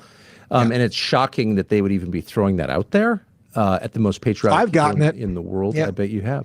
So you look at this and it's so heartbreaking and it's so potentially catastrophic that you keep thinking, all right, point made. Can we pull back? Can we just pull back and declare victory and go home, in the famous phrase? Are we at a place where that's possible? Well, I'm reminded of a 2004 interview that Donald Trump gave to your old colleague, Neil Cavuto. And it was during the Iraq War at the height of the insurgency. And at the time, everybody made fun of Trump, but I thought it was brilliant. Trump told George W. Bush on that interview, he said, listen, just declare victory, bring everybody home. We got Saddam. You've won. Let's just call it a day and let the Middle East figure out the mess. Now, people mocked him at the time, but I actually thought, that's probably the best at that time way out. Well, he could do the same thing right now. Because get this, he got rid of Khamenei. He got rid of very top bad IRGC guys. He can claim that. He has done what he can to help the people. There is a way forward. It's a golden off-ramp, but he's got to take it in the next probably 48 hours. Because if he doesn't take it, Tucker, this thing takes on a life of its own. The Iranians are not going to surrender. Nope. They're not going to stop popping off missiles. They have planned for this, like I said, for 47 years. Yeah, they're degraded. Yeah, they're hurt. But so are our allies, by the way. And the oil coming out of the region is not coming out of the region. We are now looking at spikes in the price of energy. I saw a report from Seeking Alpha, which is an investment publication, saying that if this continues for 4 to 8 weeks, this could take oil over $200 a barrel. That's recession territory going into a midterm election. Yeah. So, well, I think 200 is depression. Who knows, right? But I think that's the extreme. That's the extreme. But I mean, listen. They're destroying. They're not just blockading the strait. They're destroying the refineries in Qatar, in Saudi Arabia, and the Qataris are saying they're not going to get this stuff online for months, if not years. So that's going to be a gaping hole in the global economy for oil and natural gas. So even if Trump gets a, quote, victory here in Iran, and I don't even know what victory looks like anymore, we're going to be cleaning up this mess economically for many, many years thereafter. All of that is awful. All of it is They don't call me Dr. Doom for nothing. All of it is manageable, though. You can imagine working through those problems and convincing yourself that it was worth it somehow, or you could concoct a story to tell yourself. There are certain things that are not possible to recover from, and one is the use of unconventional, highly destructive weapons that just change the calculation forever. And I worry about that. And everyone I ask about it is, oh, no, that would never happen. Do you worry about it? Yeah. So, and I think I tweeted about this in the last 24 hours. Trump responded to what I've been writing. And I'm not going to get into how I know that, but somebody told him what I've been writing, and he's quite cross with me. And I'm a 3-time supporter of Trump. I'm saying this out of love, not out of hate. But I was told that the statement he made yesterday in the Oval Office was partly was responding to my claims about the stockpiles. And he said something very specific. He said, not only we have enough weapons to fight a, quote, forever war, which, holy cow, but he said that we're depleted a little bit on the, and I'm paraphrasing, on the lower level weapons, but we've got enough higher end and middle tier weapons to fight forever. Well, the higher end weapons would be things like, I don't know, low yield nuclear weapons. Right. And, you don't want to think that an American president would go there, especially over something like this, where we weren't attacked, which we were not. and I'm not a fan of the Iranian regime, and they do support terror, but we were not attacked. The Israelis weren't even attacked. This was all sort of the machinations of Netanyahu's worst fears. It is my concern that if we truly are reaching depletion, that we might have an incident where a nuke is used. And, it's not the likeliest, but it's no longer impossible. It's now moved into sort of the realm of it could happen. And the longer this goes on, and the more that we run through these stockpiles, and if we start losing planes to some of the remaining Iranian air defense systems, then we're going to have some problems. And I want to also say something about the strategic side. I was on Bannon's show earlier today, and there was one of the guests was basically saying I was wrong, and maybe I am, but who knows. But he was saying that we've got local air superiority, and from there we'll be able to grow out and go farther. And the only reason you get local air superiority is because you've degraded the enemy so much. Well, yes and no, but that's just a small slice of a very large country. They probably in Iran, if they've decentralized those missile capabilities to the local commander level, anticipating that we would degrade command and control, they likely have hidden and decentralized their air defense capabilities. And that means we have to do sort of a long-term air defense hunt. And in the meanwhile, the Iranians are still combat effective. And the longer this lasts, the longer that strait is closed down, the more the oil is disrupted. And basically, the more we get to these really nightmare scenarios.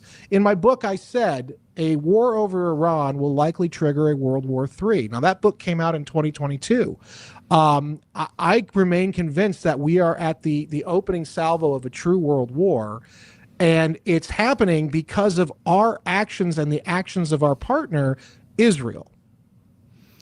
I would say even more precisely, it's happening because of Benjamin Netanyahu and the hammerlock he has over the American government, including Mossad officers at CIA headquarters and IDF officers at the Pentagon.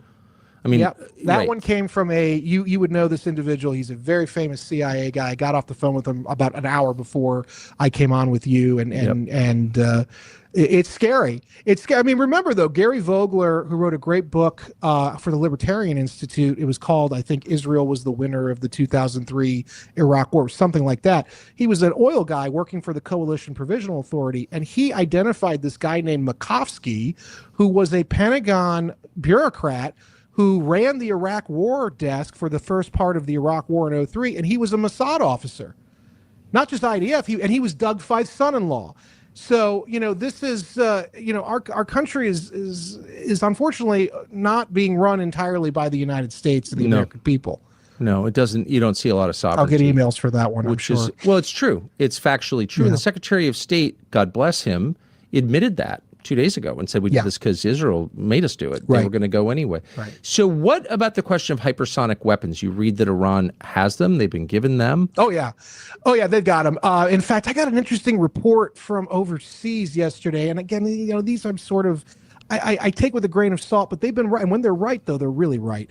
This one came from our friends in Russia. So take from this what you will. But the report that I received was a retired Russian general is telling the press over there that he knows for a fact there's a cluster of Chinese high-tech officers or technical officers on the ground in Iran right now, perfecting and maintaining Iran's they're still building them, growing hypersonic weapons capability. And the reason is because the Chinese want to test these systems because they're basically very similar to the Chinese ASBM, which of course, when and if, and I really hope it's if, the war with China erupts, the first thing the Chinese are going to do after they knock out our satellites and disrupt our electromagnetic frequencies is they're going to use thousands of ASBMs ringed in those man-made islands to either keep our carriers at bay so that we can't launch planes in range, or to sink or destroy the carrier's flight deck. And the Iranians are Iran rather is the test bed, the same way that we've been using Ukraine as a test bed against Russian tech. And so the Iranians have them. They're buried in those underground missile cities. They have not really fired them. I believe they fired 4 ballistic missiles at the carrier after Khamenei was killed. That was a symbolic attack, though. If the Iranians really wanted to go ham on the carrier with a missile swarm, they absolutely could. The only thing that would be preventing them was if we had degraded their C2 functions enough. And at that time, I don't believe we had. What's a C2 function? I'm sorry. That's command and control. So basically, their ability to control their systems and issue commands. That's why before the war began, the Iranians basically, the government said to their local field commanders, we're going to give you permission to take command of your individual missile batteries so that if something like killing Khamenei happens, you can just start going and you won't have to call in for orders or for range. And by the way, the Chinese are using their Yaogan, I think it's their Yaogan satellite constellation to do surveillance of the carrier and of the U.S. air bases in the region, and they are providing increasingly accurate targeting sets to the Iranians. In fact, I believe the reason the Iranian missiles have been so effective in damaging our bases, and boy, have they done a doozy. It is not being reported accurately. They have done a real doozy to these bases. It's because of the fact that the Chinese are providing direct real-time signals intelligence and electronic assistance to the Iranians. So we're fighting a proxy war with China right now. It's a world war. I mean, this is a world war. And the Chinese are more than happy to see us stew. Now, there's this like story that the politicians keep telling us. It's really the Republican side that keeps saying this, that, well, you know, we went after Venezuela and we went after Iran, and that's going to really kill China because they rely on these countries for their oil. It's not really accurate. The Chinese got less than, I think, 4% of their oil from Venezuela. It was a nuisance, if anything, to lose. If anything, they were sinking more money into rebuilding the refining capacity because the communists had ruined the oil industry in Venezuela over 25 years. And then with Iran, they get at most, I think 14% of their oil and natural gas from Iran. What they were doing is the Chinese knew, because they could read the room, they knew we were going in. So what they started doing was shifting their purchase. Does it make sense to anybody on a geopolitical scale that if China is getting oil from Iran and we shut down the oil production in Iran, where do you think that Russia or China is going to go for their oil? Obviously Russia. So why are we actively getting in a war that we shouldn't be in, that is pushing the two other great powers of the world into each other's hands?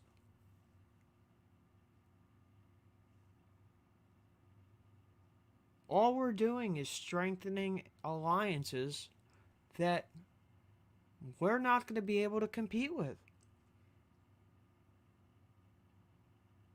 Like, I really think that people in our government are delusional. And, like, they still think that this is after, like, it's the era after World War II when America was booming. I mean, it might be booming for them because they're all millionaires, but it ain't booming for the average American. It ain't booming for people that pay car insurance or phone bills or buy groceries or just trying to survive. Of oil from. Do you support Israel and the Jewish people? No. Now, more than ever, Israel needs committed friends around the world to voice their support in her. Iran to places like neighboring Russia and to other Middle Eastern countries. In fact, I think that the largest amount of oil purchased by China in Saudi Arabia occurred 2 weeks before the war began. So while this will hurt the Chinese absolutely economically, it's not going to trigger a collapse. It's not going. The Chinese were prepared for this, just as the Russians were prepared for what we were going to throw at them in 2022. These regimes have been studying us for years, and they know our pressure points. And we're like the gentle giant. We're like the lovable giant. We're just too stupid to realize, these people are serious and they're killers. They're killers. And, we're trying to lecture the world about, transgendered rights in Namibia. And, these guys are playing hardball and they're playing for keeps. And I was actually speaking to Brendan O'Reilly, who's probably one of the foremost China scholars. Hold on. I got to pause this for a second. And I got to show you guys a video that I just saw on X. Okay? Let me share this tab. Let me make this bigger. Alright? Now, you tell me how the American Air Force is supposed to target a missile like this.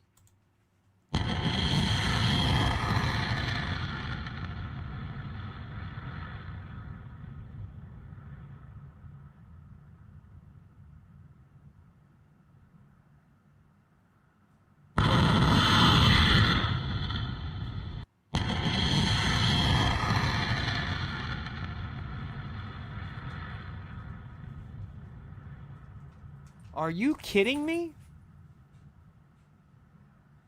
They're shooting them out of the sand.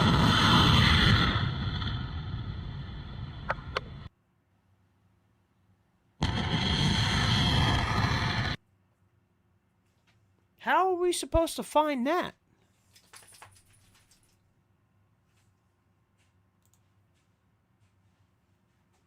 These guys have watched us for 25 years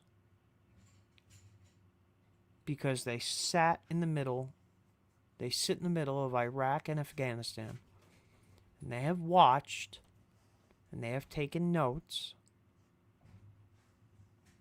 and they have prepared because they knew this day was coming, and they are fucking ready.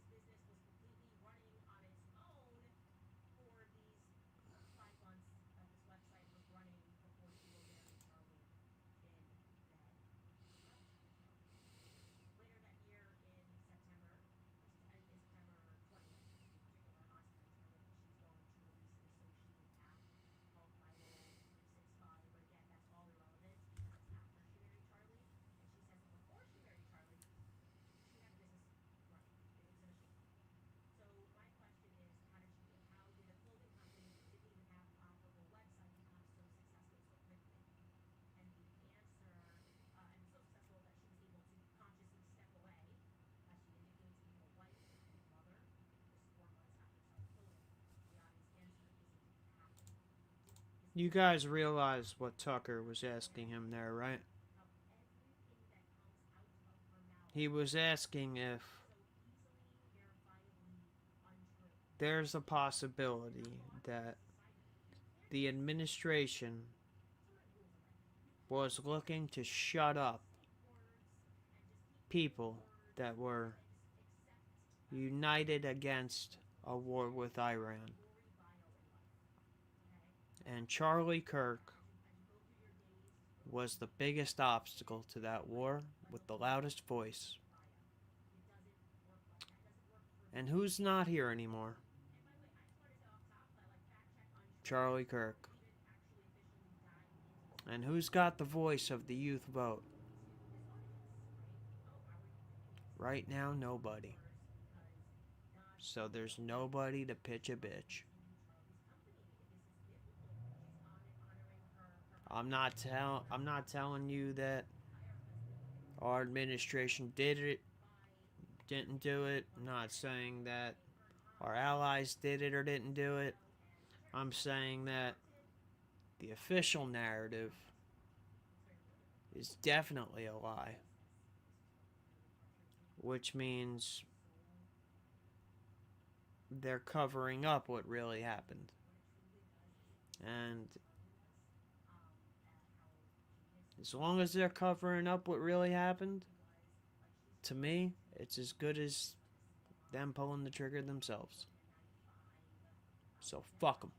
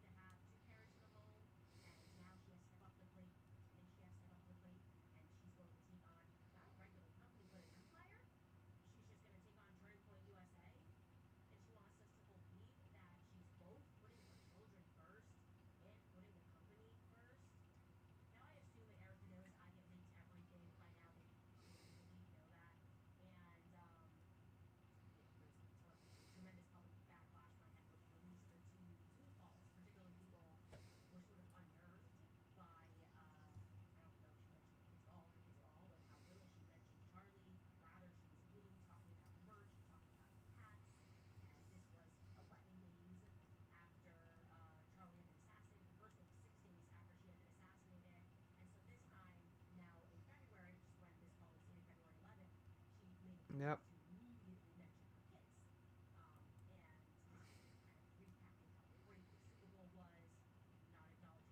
Yep.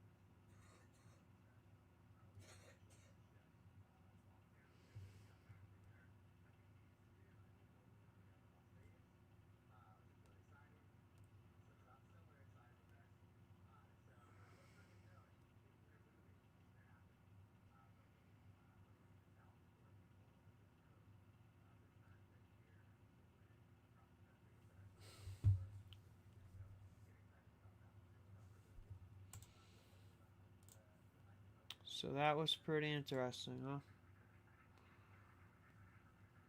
I am going to cut the stream off there. Guys, it's been 4 hours I've been on here. Have a good night. Thank you for watching. Please like, share, subscribe, comment, join the channel. Help me grow. I would appreciate it. You guys are the best. Pray for all our troops. I hope this thing ends quickly. Good night.